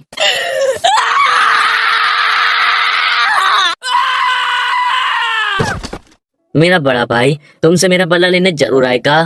फिर अगले सीन में हम देखते हैं कि एम्बुलेंस वाले सियाफू को उठाकर हॉस्पिटल ले जा रहे होते हैं। तभी लीफन के पास लीलन जी आती है और वो लीफन से बोल रही होती है कि लीफन, मैंने सुना कि तुमने अपनी गर्लफ्रेंड से ब्रेकअप कर लिया है और तुम्हें तो हाईस्कूल में मुझसे प्यार था ना, तो कैसा रहेगा अगर हम दोनों एक हो जाएं? शायद हम एक अच्छे कपल बन सकते हैं, है ना लीफन? मैं ठीक कह रही हूँ ना? लीफन बोल रहा होता है, 2 टके की घटिया औरत, मेरी नजर के सामने से दफा हो जा। इतना कहकर वो वहां से जाने लगता है। वही लेंजी सोच रही होती है, क्या कहा? लीफन, तुम अपने आप को समझते क्या हो? तुम्हें लगता है कि तुम्हें मुझसे भी अच्छी मिल जाएगी? तुमने सोचा भी कैसे कि तुम मुझे यूं ही ठुकरा दोगे? आखिर तुम बस एक गांव के गवारी तो हो। इतना सोच वो बोल रही होती है, गांव से आया हुआ एक गवार, तुम मेरा बहुत ज्यादा अकड़ है। मैं बता रही हूँ अगर तुम लड़कियों से ऐसी बात करोगे ना तो तुम अपनी पूरी लाइफ सिंगल ही मरोगे। तुम्हें इस बड़े शहर में कभी कोई गर्लफ्रेंड नहीं मिलेगी। फिर वो ओयांग पाई को देखती है, अरे सिस्टर ओयांग। लेकिन तभी हम देखते हैं कि ओयांग पाई लेंजी को थप्पड़ मार देती है और साथ ही साथ बोल रही होती है कि कुछ तेरी हिम्मत की तुम मिस्टर ली की इंसल्ट करे, और अगर उन्होंने तुझे रिजेक्ट कर दिया तो तू उनके बारे में बुरा भला बोलेगी। हाँ, अगर उन्हें कोई गर्लफ्रेंड चाहिए भी रही होगी ना तो मैं हूँ ना, तो तुझे इस मामले में अपनी नाक घुसाने की जरूरत नहीं।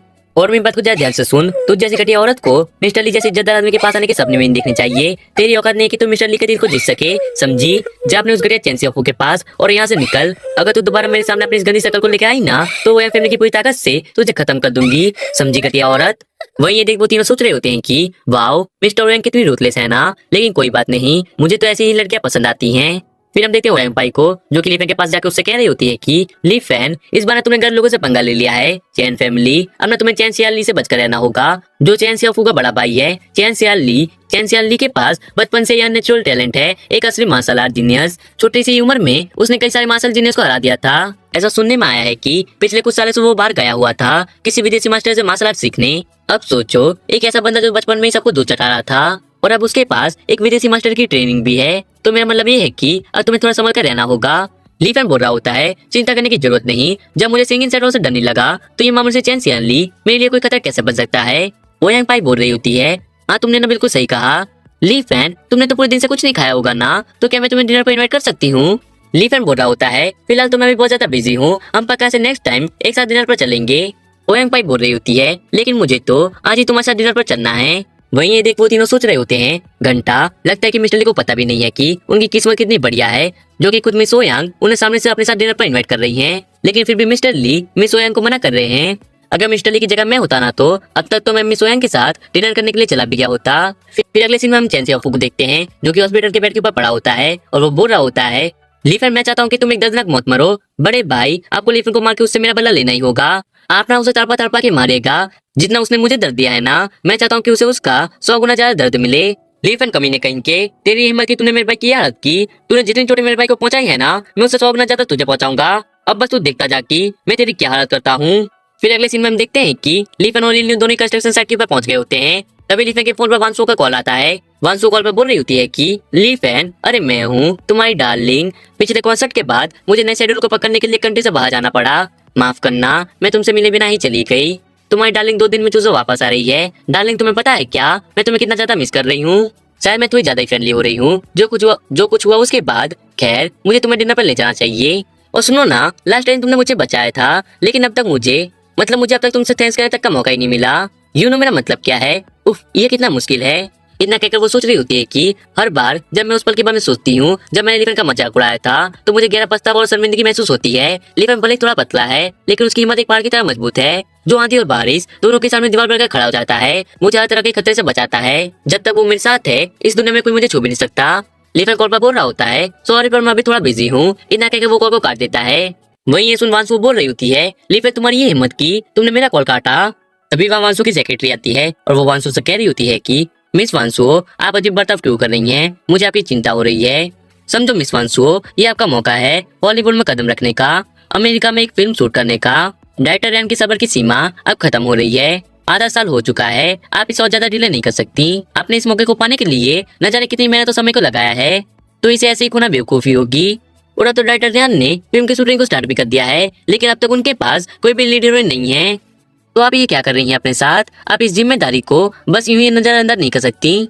मिस वांगसू, आप सुन रही हैं ना मुझे? डायरेक्टर रियान की हर फिल्म सुपर हिट होती है, तो बॉक्स ऑफिस पर आपकी फिल्म का फर्स्ट डे तो लगभग पक्का ही है। इतनी धमाकेदार शुरुआत से चाइना में भी आपके लिए बड़ी बड़ी फिल्मों की लाइन लग जाएगी। तो क्या आप सच में इस मौके पर दोबारा नहीं सोचना चाहोगी? बॉलीवुड के सबसे बड़े सुपरस्टार्स भी डायरेक्टर रियान के साथ काम करने के लिए तरसते हैं, और आप सच में उन्हें ठुकराना चाहती हैं? मुझे तो समझ नहीं आ रहा है कि आखिर आप ऐसा सुनहरा मौका अपने हाथों से क्यों गंवाना चाहती हैं? आखिर चाइना में ऐसा क्या है जो आपको वहाँ वापस खींच रहा है, और सब कुछ छोड़ के आपको चूजो ही क्यों जाना है? वांगसू बोल रही होती है क्योंकि कुछ चीजें पैसों और शोहरत से भी ज्यादा इंपॉर्टेंट होती हैं।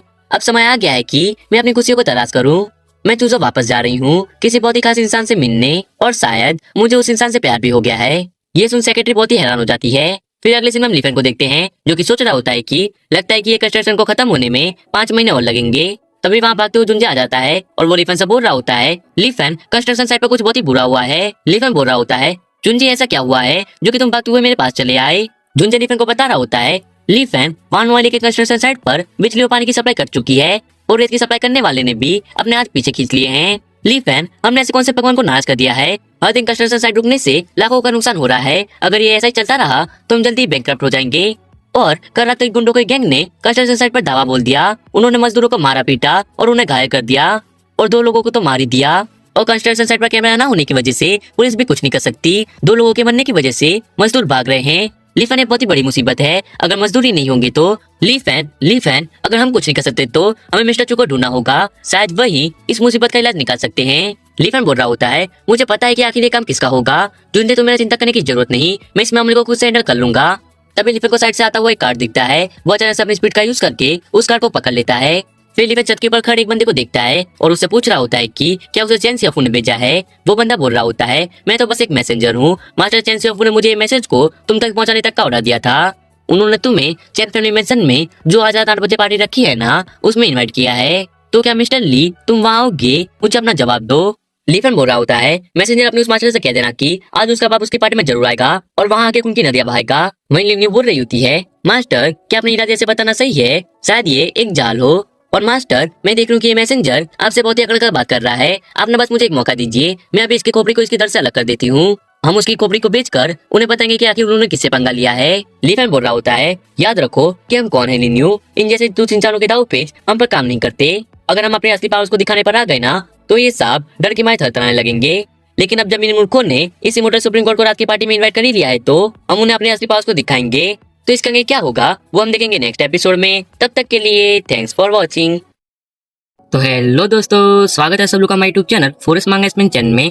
तो एपिसोड की शुरुआत में हमें एयरपोर्ट का सीन दिखा जाता है, जहां वांसो को देखते हैं जो कि कॉल पर किसी से बात करते हुए कह रही होती है कि क्या उसके पास लीफेन के बारे में कोई इन्फॉर्मेशन है क्या। कॉल पर सामने वाला बंदा बोल रहा होता है कि लीफेन आज रात 8 बजे चैन फैमिली मेंशन जाने वाला है पार्टी को अटेंड करने के लिए। और वो साथ ही साथ बोल रहा होता है कि मैंने सुना है कि चैन सियालिन ने एक बिग पर्सनालिटी को आज रात की पार्टी के लिए इन्वाइट किया है। वांसो बोल रही होती है, थैंक यू इन्फॉर्मेशन देने के लिए। इतना कहकर वो कॉल को काट देती है और वो मन ही मन सोच रही होती है कि लीफेन मेरे डार्लिंग तुम बस वेट करो, मैं जल्दी तुम्हारे पास आ रही हूँ। फिर अगले सिनेमा में चैन फैमिली मेंशन का सीन दिखा जाता है, जहाँ पार्टी में आए लोग आपस में बात करते हुए कह रहे होते हैं कि यहाँ इस पार्टी में कितने सारे वीआईपीस आए हैं ना। हाँ, सुना कि चैन फैमिली वालों ने ले जाओ को भी बुलाया है। कहते हैं चूजों का सबसे फेमस यंग मास्टर भी यहाँ जल्दी शामिल होने वाला है। वही हम लेंजी को देखते हैं जो कि चैन से ऑफिसर कह रही होती है कि ब्रदर फू, मैंने सुना कि आपके बड़े भाई चैन सियालिन ने एक विदेशी मास्टर से मार्शल आर्ट सीखी है और इस बार वो यहाँ वापस आया है सिर्फ आपका बदला लेने के लिए। सियाफू बोल रहा होता है, हाँ बिल्कुल सही कहा, मेरा बड़ा भाई एक शानदार मार्शल आर्टिस्ट है। मैंने तो बस उसकी दी हुई गोली को खाया था और देखो मैं कितनी जल्दी ठीक हो गया। और तो और मेरे बड़े भाई ने सेंगो स्पेशल फोर्स के सबसे ताकतवर गार्डियन ले जाओ को भी बुलाया है। तो लीफेन, अब तेरी मौत तय है। लेंजी बोल रही होती है, ब्रदर फू, क्या आपने अभी ले जाओ कहा? क्या वो वही सबसे ताकतवर यंग मास्टर लेई है? सुना है कि यंग मास्टर लेई ने इस वर्ल्ड को जीतने वाले लोंग तियांग से मार्शल आर्ट सीखी है, जो कि चूजों के इतिहास का सबसे ताकतवर मार्शल आर्टिस्ट है। उसने तो उस समय चूजों के सभी यंग मास्टर्स को इतना दबा दिया था कि वो कुछ कर ही नहीं पाए, चाहे वो सू फ्रैंक, सोंग जोंग या यांग साओकुन हो। ये सभी ले जाओ के सामने बस छोटे भाई होने का दिखावा करने की हिम्मत करते थे। सियाफू बोल रहा होता है, हाँ वही, तुमने बिल्कुल सही पहचाना, वो वही है। ऐसे शानदार इंसान को सिर्फ मेरे बड़े भाई जैसा ही कोई बुला सकता है। अब बस बैठकर देखो कैसे वो लीफेन को तड़पा तड़पा कर सबक सिखाते हैं। फिर अगले सीन में हम देखते हैं कि ले जाओ चैन फैमिली मेंशन में आ जाता है, जहाँ चैन सियालिन उसे बोल रहा होता है, यंग मास्टर ले, मुझे यकीन नहीं होता कि आपने मेरी पार्टी में आने का इनविटेशन एक्सेप्ट कर लिया। लीफन अब बस एक छोटा सा कीड़ा है, और अब जब आप यहाँ ही गए हैं तो एक छोटा सा कीड़ा लीफन यहाँ क्या ही बिगाड़ लेगा। चाहे वो कितनी कोशिश क्यों ना कर ले, वो आपके हाथों से नहीं बच सकता। लेजो बोल रहा होता है, लीफन इस नाम को मैंने कई बार सुना है कि हेड ऑफिसर सूरोंग ने उसे सैमुअल स्पेस फोर्स का हेड ऑफिसर बनने का इनविटेशन दिया था। इसका मतलब उसमें कुछ तो खास एबिलिटी होगी ना, लेकिन इसका मतलब ये नहीं है कि ली सीजन और नियो जैसे निकम्मों को हराकर वो चूजों का सबसे ताकतवर इंसान बन जाएगा। और वो मन ही मन सोच रहा होता है कि ऊपर से चूसुलियन भी उसकी दीवानी है। पूरी चूजों को पता है कि चूसुलियन सिर्फ मेरी है। उसने मेरी चूसुलियन पर हटाने की हिम्मत कैसे की? लगता है उसे जीने का कोई शौक नहीं है। चैन सियान ली बोल रहा होता है, लगता है उसे डर लग रहा है, इसलिए उसने इस पार्टी में आने की हिम्मत नहीं की। अगर वो यहाँ वही ये देख एक बंदा बोल रहा होता है, आखिर तुम कौन हो? लीफन भी लाइक अब अपने बाप से ही पूछेगा कि वो कौन है। लेंजी बोल रही होती है, लीफन तुम यहाँ अकेले क्यों आए हो? वो लड़की वैन पाई तुम्हारे साथ क्यों नहीं है? तुम्हें कंपनी देने के लिए? हाँ, उसे तुम्हें डम कर दिया ना, है ना? मैंने पहले ही कहा था तू बस एक गांव का गवार है। साफ है कि मिस सोयांग सिर्फ तेरे जज्बातों से खेल रही थी। ओयांग फैमिली कभी तेरे जैसे नीचे खानदान वाले से रिश्ता नहीं बनाएगी। तुम दोनों एक दूसरे के साथ मैच कैसे कर सकते हो? एक खानदानी लड़की और एक गांव का गवार, तुम दोनों की जोड़ी, तुम इस बारे में सोच भी कैसे सकते हो? तभी वहाँ कार में से एक लड़की उतरते हुए बोल रही होती है, किसने कहा कि उसे डम कर दिया गया? उस बात को वापिस ले। ओ डार्लिंग, सब ठीक है, अब मैं यहाँ आ गई हूँ। ली फैन, तुमसे मिलने के लिए मैंने अपनी सभी अपॉइंटमेंट्स को कैंसिल कर दिया। डार्लिंग, मैं खास अटलांटिक ओशन के उस पार से फ्लाइट लेकर आई हूँ सिर्फ तुम्हें देखने। क्या तुम खुश नहीं हो मुझे देखकर? डार्लिंग, लेंजी सोच रही होती है, ये तो मूड ऑफ वांसू है ना? इतनी बड़ी सुपर मेगा स्टार यहाँ क्या कर रही है? क्या वो लीफन की गर्लफ्रेंड है? वांसू लीफन के पास आके उससे बोल रही होती है, कहीं तुम मुझसे नाराज तो नहीं हो ना? वैसे तुम ऐसी जगह पर क्या कर रहे हो? ओह, क्या ये उन्हीं चीजों में से एक तो नहीं? क्या तुम यहाँ किसी को मारने आए हो? लीफन बोल रहा होता है, वांसू मुझे हैरानी है कि तुम इस लॉर्ड को इतनी अच्छे से जानती हो। और हाँ, मैं यहाँ किसी को खत्म करने के लिए आया हूँ। काफी तेज नजर हो गई है तुम्हारी, जबकि पहले की तुम कितनी बेवकूफ थी। वैसे तुम यहाँ क्या कर रही हो? मूड ऑफ वांसू को देखकर पार्टी में आए कुछ लोगों में से पहला वाला बंदा बोल रहा होता है, ये छोटू फिर से नाटक कर रहा है। सुपरस्टार मूड ऑफ वांसू खास इससे मिलने के लिए यहाँ आई हैं और ये कि उन्हें बेवकूफ बोल रहा है। दूसरा बंदा बोल रहा होता है, अरे यार, ये बंदा कितना लकी है कि खुद मूड ऑफ वांसू खास इससे मिलने के लिए आई हैं, और ये है कि उस पर कोई ध्यान नहीं दे रहा। अगर इसकी जगह मैं होता ना तो मैं खुशी के मारे बेहोश हो जाता। तीसरा बंदा बोल रहा होता है, ये साला है कौन? मैं तो इससे ज्यादा पैसे वाला और हैंडसम भी हूँ, फिर भी ये गवार मिस वांसू के लिए इतना खास क्यों है? अगर मिस वांसू मेरी गर्लफ्रेंड होती ना तो मैं उन्हें रानी की तरह ट्रीट करता। ये गवार तो अपनी औकात से बाहर जा रहा है। वहीं सियाफू सोच रहा होता है, चाहे ओयांग पाई हो या मूड ऑफ वांसू हो, दोनों ही ग्रेट ब्यूटीज हैं। आखिर किस बात पर ये ब्यूटीफुल वुमेन्स इस छोटू के आसपास मंडाती रहती हैं? आखिर लीफन में ऐसा क्या खास है जो कि मुझ में नहीं? फिर सियाफू लीफन के पास आके उसे बोल रहा होता है, कुत्ते तूने अभी क्या कहा? तू यहाँ किसी को मारने आया है? क्या तुम थोड़े दिमाग से पैदल हो क्या? तेरी औकात क्या कि तू यहाँ किसी को मार सके? मरने वाला तो आज तू खुद है। यहाँ तुम जिस किसी को भी देख रहे हो ना, वो सभी चूजों के कोठी बनने वाले लोग हैं, और तेरी इतनी हिम्मत की तू उनके सामने इस तरह से बात कर रहा है। अगर मैं तेरी जगह होता ना तो यहाँ आने की गलती कभी नहीं करता, चुपचाप अपने गाँव चला जाता और खेतों में जाके सब्जियां उगाता। यहाँ अपनी जान गंवाने से तो वहीं बेहतर होता। अब पछताने की जरूरत नहीं, तेरी मौत लिखी जा चुकी है। तभी लीफन उसे थप्पड़ मार देता है और उसे कह रहा होता है, तुझ कीड़े अपना मुंह बंद कर ले, वरना आज एक और तेरी सोल को बाहर निकाल लेगा। वहीं ये होते हुए चैन सियान ली देख लेता है। फिर वो लीफन से कह रहा होता है, लीफन, लगता है तुझमें थोड़ी हिम्मत तो है, मेरे ही सामने मेरे भाई को थप्पड़ मार दिया। क्या तू जानबूझकर अपनी मौत को बुला रहा है? आज मैं तुझे यहाँ से जिंदा वापस नहीं जान दूंगा।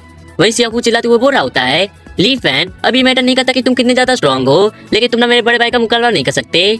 लेंजी बोल रही होती है, लीफन, अब तुमने खुद को ना एक बहुत ही बड़ी मुसीबत में डाल लिया है, तुम इससे बचकर नहीं निकल सकते। पार्टी में आए कुछ लोगों में से एक बंदा बोल रहा होता है, ओए लड़के, नाटक बंद कर और लड़। क्या तू बहुत ताकतवर नहीं है? कोई धमाका दिखा, हमें इंटरटेन कर। वहीं दूसरा बंदा बोल रहा होता है, वैसे लड़का है कौन? क्या इसे पता भी है कि चैन फिल्म कितनी ताकतवर है? मैं ना देखना चाहता हूँ कि ये लड़का एक मास्टर चैन के गुस्से को कैसे झेल पाता है। ऐसे नमूने तो हमारा टेंशन पाने तक के काबिल नहीं है। फिर हम लीफन को देखते हैं जो कि चैन से पूछ रहा होता है, सुन बे कमीने, अब तेरी लाइफ ना सिर्फ तेरे आंसर पर निर्भर करती है, तो मुझे बिल्कुल सच सच जवाब देना। क्या वो तू ही था जिसने की वान वाली कंस्ट्रक्शन साइट का काम रुकवा दिया, और वहाँ काम करे मजदूरों को भी क्या तू नहीं मारा है? मुझे अपना आंसर दे। चैन सियान ली बोल रहा होता है, हाँ मैंने ही किया, तो क्या वो बेवकूफ लोग जो तेरे लिए काम करते हैं उनको तो मरना ही था? कंस्ट्रक्शन साइट पर पानी, बिजली और तेरी मजदूरों की मौत, सब कुछ की वजह मैं ही हूँ। तो क्या कर लेगा तू? क्या तू अब मुझसे उन कीड़ों की मौत बुला लेगा? ओए लीफन, लगता है कि तू एक बात भूल रहा है, हम कल्टीवेटर्स हैं। आम इंसान की जिंदगी तो बस एक पल की तरह होती है। तूने मेरे भाई को लंगड़ा बना दिया, तो बदले में मैंने बस थोड़ा सा इंटरेस्ट चुका दिया। अब क्या तू यहाँ अपनी मान इंसान वाली सोच लेकर यहाँ आया है? जितनी जल्दी तू इस दुनिया की हकीकत को समझ लेगा उतना ही अच्छा होगा। और क्या फर्क पड़ता है, आज तो तू वैसे भी मरने वाला है। लीफन अपने बड़े हाथ को समझ करते हुए चिल्लाकर बोल रहा होता है, चैन सियान ली, तुम कोई गौर नहीं हो तो तुम्हारा कोई हक नहीं बनता कि तुम आम इंसानों की जान के साथ खेलो। तुमने उन बेकसूर मजदूरों की जान ली है, मैं आज तुम्हें जिंदा नहीं जाने दूंगा। ओ अच्छा, तो मरने से पहले बड़ी बड़ी बातें कर रहा है। फिर हम देखते हैं लीफर अपने उस बड़े हाथ से चैंसियाली को पकड़कर नीचे पछाड़ देता है। वहीं चैंसियाली बुरा होता है, आखिर ये एनर्जी कैसी थी, तुम कोई कल्टिवेटर नहीं हो सकते, कौन हो तुम? इतना कहकर वो उठकर बैठ जाता है और बोल रहा होता है तुम्हारी ये गंदी ट्रिक्स मुझ पर काम नहीं करने वाली। फिर वो अपनी कटाने से लीफन के ऊपर अटैक करते हुए बोल रहा होता है तुम्हारी ये सोल अब मेरी है, कमीना मर जा। तभी लिन्यू बीच में छलांग लगाते हुए बोल रही होती है मास्टर आपने इसे मुझे सामान्य दीजिए, आपको नहीं इस कीड़े से फाइट करने की जरूरत नहीं, तुम बेकार कचरे कहेंगे, मैं तुम्हें अपने यहाँ से खत्म कर दूंगी। इतना कहकर वो उसके चेहरे को लाइट की स्पीड से जमीन के अंदर घसीटने लगती है। वही पार्टी में आए लोग ये देखकर कह रहे होते हैं कि अरे क्या मैं सपना देख रहा हूँ, क्या मैंने अभी एक छोटी सी बच्ची को यंग मास्टर चैन को एक झटकी मारते हुए देखा। चैन सियानली जो बचपन से मार्शल आर्ट सीख रहा है, जिसे न जाने दुनिया के कितने ही महान मास्टर्स ने ट्रेन किया है, वही छोटी सी बच्ची से हार रहा है, ये तो हद ही हो गई। फिर हम चैन सियानली को देखते हैं जो कि बहुत ही बुरी तरह से इंजर्ड हो चुका होता है। वही ये देख के हैरान होते हुए सोच रहा होता है ये छोटी बच्ची कौन है, इसका लीफन के साथ क्या रिलेशन है, इस बच्ची का आखिर बैकग्राउंड क्या है, एक छोटी बच्ची के पास इस तरह की पावर कैसे हो सकती है, मैंने तो कभी इस लड़की के बारे में सुना भी नहीं, ये किस फैमिली से बिलोंग करती है, क्या ये बच्ची कैपिटल से है। वही चैन सियानली बोल रहा होता है लीफन ज्यादा खुशी मत बनाओ, अभी ये खत्म नहीं हुआ, जब यंग मास्टर ली यहाँ आएंगे ना तो तुम्हारी खैर नहीं। तभी हम देखते हैं कि चैन सियानली ने अपने गले में एक मैजिक स्टोन को पहना होता है, जिसे देख लिन्यू सोच रही होती है ये तो एक बॉडी कोड मैजिक स्टोन है, मैंने तो कभी सोचा भी नहीं था कि मैं अपनी जिंदगी में इस बॉडी कोड मैजिक स्टोन को कभी देख भी पाऊंगी, ये मेरे लिए सबसे बेस्ट मैजिक वेपन है, मुझे ये स्टोन चाहिए, अगर मैं ये बॉडी कोड मैजिक स्टोन को हासिल कर लूं तो शायद मैं ब्रेक थ्रू कर सकती हूँ और शायद अपनी पिछली वाली स्टेज से भी आगे निकल जाऊं। लेकिन शायद मास्टर भी स्टोन को खुद के लिए चाहते होंगे, सोच रही हूँ क्या मुझे उनसे इस बारे में पूछना चाहिए। लीफन बोल रहा होता है बॉडी कोड मैजिक स्टोन एक रेयर आर्टिफैक्ट है, पर ये मेरे लिए बिल्कुल यूजलेस है और मुझे इसके अंदर से डेविल एनर्जी फील हो रही है, तो शायद लिन्यू ये तुम्हारी कल्टिवेशन में काम आ सकता है, इसे अपने मास्टर की तरफ से एक गिफ्ट समझो, जाओ लिन्यू और उस स्टोन को ले लो। लिन्यू बोल रही होती है थैंक यू मास्टर मुझे स्टोन को लेने देने के लिए। तुच्छ कीड़े तेरे पास कुछ है जो कि मुझे चाहिए, जल्दी से उसे मुझे दे दे। वही चैन सियानली दत्त के मां चिल्लाते हुए बोल रहा होता है यंग मास्टर ले प्लीज मेरी मदद कीजिए। हम देखते हैं लिन्यू ने चैन सियानली के गले से उस स्टोन को ले लिया होता है और वो बोल रही होती है जो लोग मेरे मास्टर के अगेंस्ट जाते हैं ना उन्हें लिन्यू कभी जिंदा नहीं छोड़ती, अब मरो। इतना कहकर वो उस पर अटैक करने के लिए आगे बढ़ती है, तभी वहाँ बीच में ले जाओ आ जाता है और वो लिन्यू के अटैक को रोक देता है। वही नीचे पड़ा चैन सियानली बोल रहा होता है यंग मास्टर ले बिल्कुल सही वक्त पर आए हैं, ये लीफन बहुत ही अजीब है और ये लड़की तो सबसे ज्यादा खतरनाक और इविल है, तो थोड़ा केयरफुल रहिएगा। यंग मास्टर ले आप बस सबको मार डालो, यंग मास्टर ले उन सबको खत्म कर दो।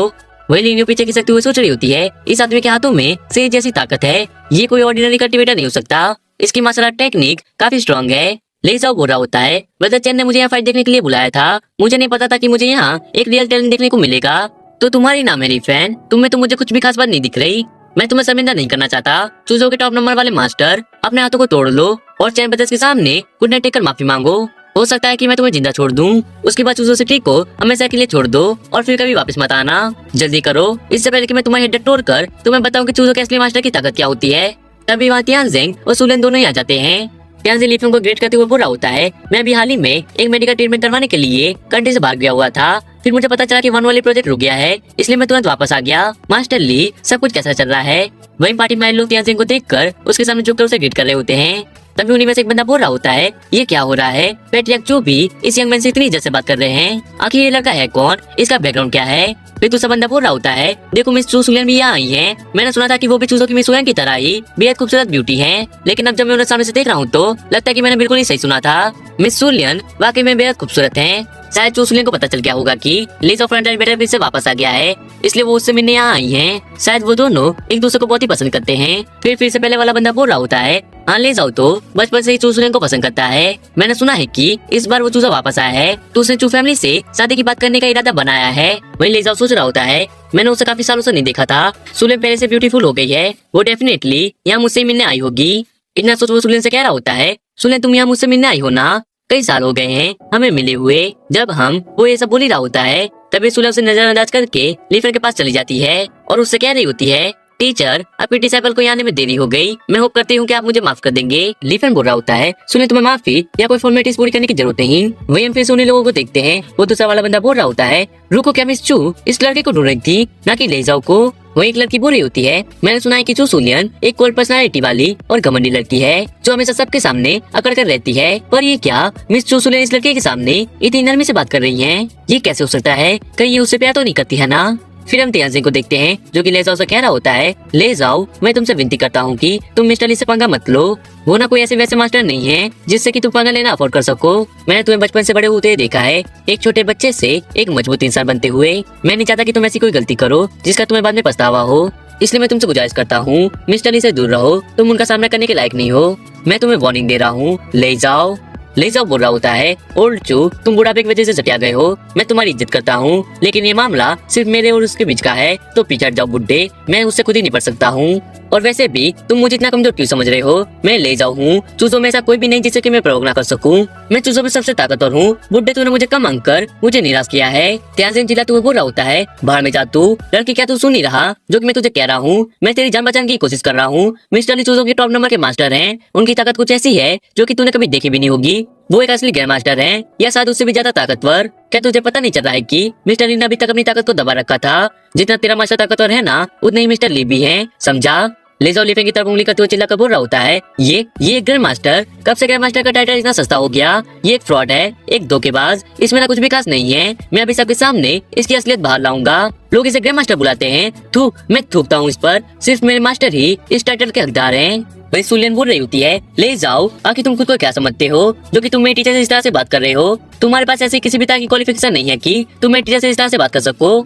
सुलियन की बात सुन ले जाओ बहुत ही ज्यादा चिढ़ जाता है। फिर वो सुलियन से बोल रहा होता है, क्या तुम सच में उसकी साइड ले रही हो ना कि मेरी? सुले मैं समझ नहीं पा रहा कि तुम ऐसे आदमी के लिए मुझसे क्यों लड़ रही हो। तुम सिर्फ मेरी हो, हम दोनों हमेशा एक साथ रहने के लिए बने हैं। पूरा सोसाइटी जानता है कि तुम मेरी बंदी हो, फिर तुम मुझसे इस तरह से बात क्यों कर रही हो? सुलेन चिल्लाते हुए बोल रही होती है, बस करो ले जाओ। ये क्या तुम तब से बकवास करते जा रहे हो कि जो सुलेन मेरी बंदी है, मेरी बंदी है। मैं यहाँ किसी की बंदी नहीं हूँ और मेरा तुमसे कोई वास्ता नहीं है। ये सिर्फ तुम्हारी तरफ का भ्रम है कि मैं तुमसे प्यार करती हूँ।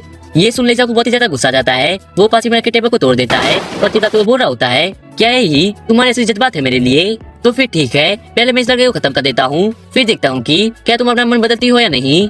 तुम मेरी थी, मेरी हो और मेरी रहोगी, चाहे फिर मुझे किसी को मानना ही क्यों ना पड़े। आज मैं इसलिए पांच टुकड़ों में चीर दूंगा। मैं उस आदमी को एक कीड़े की तरह कुचल दूंगा जिसे कि तुम पसंद करती हो। मैं उस मौत से भी ज्यादा तकलीफ दूंगा। वही त्याजिन बोल रहा होता है, मिस्टर ली प्लीज उस पर दया दिखाइएगा। ले जाओ ने लॉन्ग त्यान से ट्रेनिंग ली है और कुछ सालों से वो बार बैटरफील्ड पर लड़ रहा है, इसलिए उससे लोगों को मारने की आदत हो गई है। इसी वजह से वो इतना करता है। उसे लगता है कि चूजों की इस जनरेशन में उससे बेहतर कोई नहीं। लीफेन बोल रहा होता है, कोई बात नहीं, मैं खुद भी देखना चाहता हूँ कि आखिर लॉन्ग त्यान के डिसाइपल में कितनी ताकत है। लेकिन इससे पहले चैन चार्ली तुमने 2 मजदूर को मार डाला और अनगिनत लोगों को इंजर किया। तुम्हारी इन गुनाहों की सजा तुम्हें मिलेगी। यंग मास्टर ले प्लीज मुझे बचाइए। फिर हम देखते हैं ले जाओ लीफेन को रोकते हुए बोल रहा होता है, लीफेन क्या तुम मेरे अगेंस्ट जाना चाहते हो? तुम मेरे प्रेजेंस में चैन चार्ली को हाथ तक नहीं लगा सकते। लीफेन बोल रहा होता है, अच्छा तो अगर मैं तेरे सामने चैन चार्ली को मार दूं तो तू मेरा क्या ही बिगाड़ लेगा? इतना कहने के साथ ही वो चैन चार्ली पर अटैक करता है और उसे मार डालता है। बड़े भाई वही हम देखते लीफेन के अटैक से ले जाओ के हाथ में भी चोट लग जाती है और इसी के साथ वो सोच रहा होता है, इस कमीने की एनर्जी काफी स्ट्रॉन्ग है, यहाँ तक कि मैं जैसा मान फाइटर भी उसके अटैक को रोक नहीं पाया। वही पार्टी में लोग ये देखकर बोल रहे होते हैं, ये कैसे हो सकता है? उस लड़के ने एक मास्टर चैन को तो मार ही डाला, साथ ही साथ उसने मास्टर ले को भी इंजर्ड कर दिया। वही पीछे खड़ा बंदा बोल रहा होता है, क्या एलिफेंट सच में इतना ज्यादा पावरफुल है? वही वांसु सोच रही होती है, तो क्या वो सच में यहाँ किसी को मारने ही आया था? फिर हम लेजाओ को देखते हैं जो कि अपनी एनर्जी को लेज करते हुए बोल रहा होता है, लीफन ये सब तुम्हारी गलती है, मेरा ये एक पंच तुम्हारे लिए काफी है। वही पार्टी में आए लोग ये देखकर कह रहे होते हैं, क्या वो ड्रैगन फिस्ट है? वाकई मास्टर ले लॉन्ग टैंक के डिसाइपल होने के काबिल हैं। मास्टर ली ने इतनी छोटी सी उम्र में इतनी पावरफुल मार्शल आर्ट सीख ली, आने वाले समय में वो एक असली मास्टर बन सकते हैं। ड्रैगन फिस्ट तो मास्टर लॉन्ग टैंक की पहचान थी और मास्टर ली ने उनकी ये टेक्निक को भी सीख लिया। वाकई मास्टर ली तो एक जीनियस है। वही सोच रहा होता है, लीफन तू कमीने, आज तू मरेगा, मास्टर ली तुझे नहीं छोड़ेंगे, मैं तेरी बॉडी को अपने मरे हुए भाई को बलि दूंगा। लीफन अब मर जाओ। मुझे लगता है कि वो मेरे से नहीं बच पाया होगा। रुको, ये कैसे हो सकता है? ना मुन्ना ना, तेरी चीप ट्रिक्स मुझ पर काम नहीं करने वाली। वही देख ले तो सोच रहा होता है, आखिर कैसे मेरा पंच उसकी बॉडी को छू तक नहीं पाया? मैंने इस अटैक में अपनी बॉडी के 60% एनर्जी को यूज किया था और इसने बस अपनी एक उंगली से मेरे अटैक को ब्लॉक कर दिया। फिर से पार्टी में आए लोग ये देखकर बोल रहे होते हैं, क्या सच में बस एक उंगली? क्या बस एक उंगली काफी है मास्टर ली के अटैक को रोकने के लिए? क्या मैं सपना देख रहा हूँ? लीफन सच में इतना ज्यादा स्ट्रॉन्ग है? लीफन बोल रहा होता है, और तुम अपनी इस बार के दम पर खुद को चूजों का सबसे स्ट्रॉन्गेस्ट मास्टर बता रहे थे, लेकिन तुम्हारे अटैक से तो मेरी बॉडी हिली तक नहीं। इवन मैं अपने हाथों को भी यूज ना करूँ ना तो भी तुम मेरे साथ फाइट करने के काबिल नहीं। लीफन के पास लेजर चिढ़ते हुए बोल रहा होता है, लीफन मैं यहाँ तेरे एंटरटेनमेंट के लिए नहीं आया हूँ, तूने मुझे मजबूर कर दिया है। मैंने कभी नहीं सोचा था कि मैं कभी अपनी इस टेक्निक को यूज करूंगा, क्योंकि ये टेक्निक बहुत ही ज्यादा खतरनाक है, लेकिन अब तूने मुझे मजबूर कर दिया है कि मैं अपनी इस टेक्निक को यूज करूं। लीफन अब तू गया, सुन रहा है ना तू? अब तू मर चुका है। फिर वो अपनी सुपर सेन वाली फॉर्म को एक्टिव करने लगता है।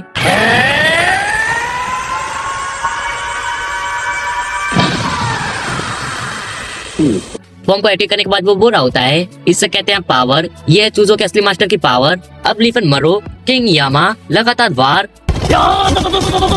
किंग यामा का हेल्प फायर स्ट्राइक। वहीं लीफन उसके अटैक को रोकते हुए सोच रहा होता है, एक हम इंसान धर्मा फिस्ट को सीख लिया, लेकिन ये तो सिर्फ एक सस्ती सी नकल है, असली बुद्धा के सामने तो ये कुछ भी नहीं। फिर लीफन अपने बड़े हाथ को समन करता है और उससे किंग यामा के फायर स्ट्राइक को रोक लेता है।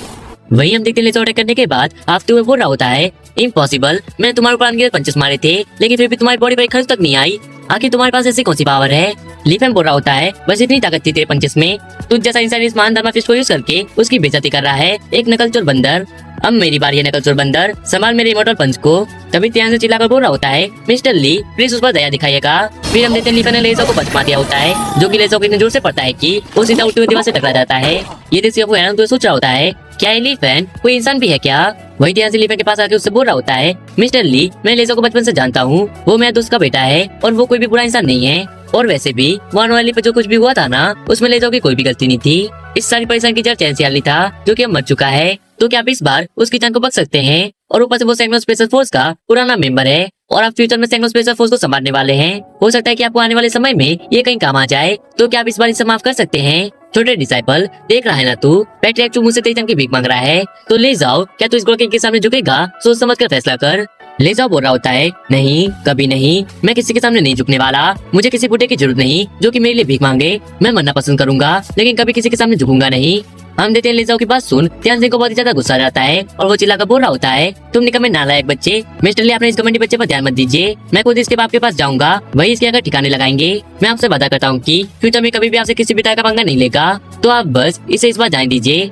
फिर अगले सीन में हम देखते हैं कि ध्यान सिंह और लीफन दोनों चैन फैमिली मेंबर से बाहर जाते हैं, जहाँ ध्यान सिंह लीफन से कह रहा होता है, मिस्टर ली ये सब मेरी लापरवाही की वजह से हुआ, मुझे बिल्कुल भी उम्मीद नहीं थी कि चैन फैमिली इस तरह से बदला लेगी।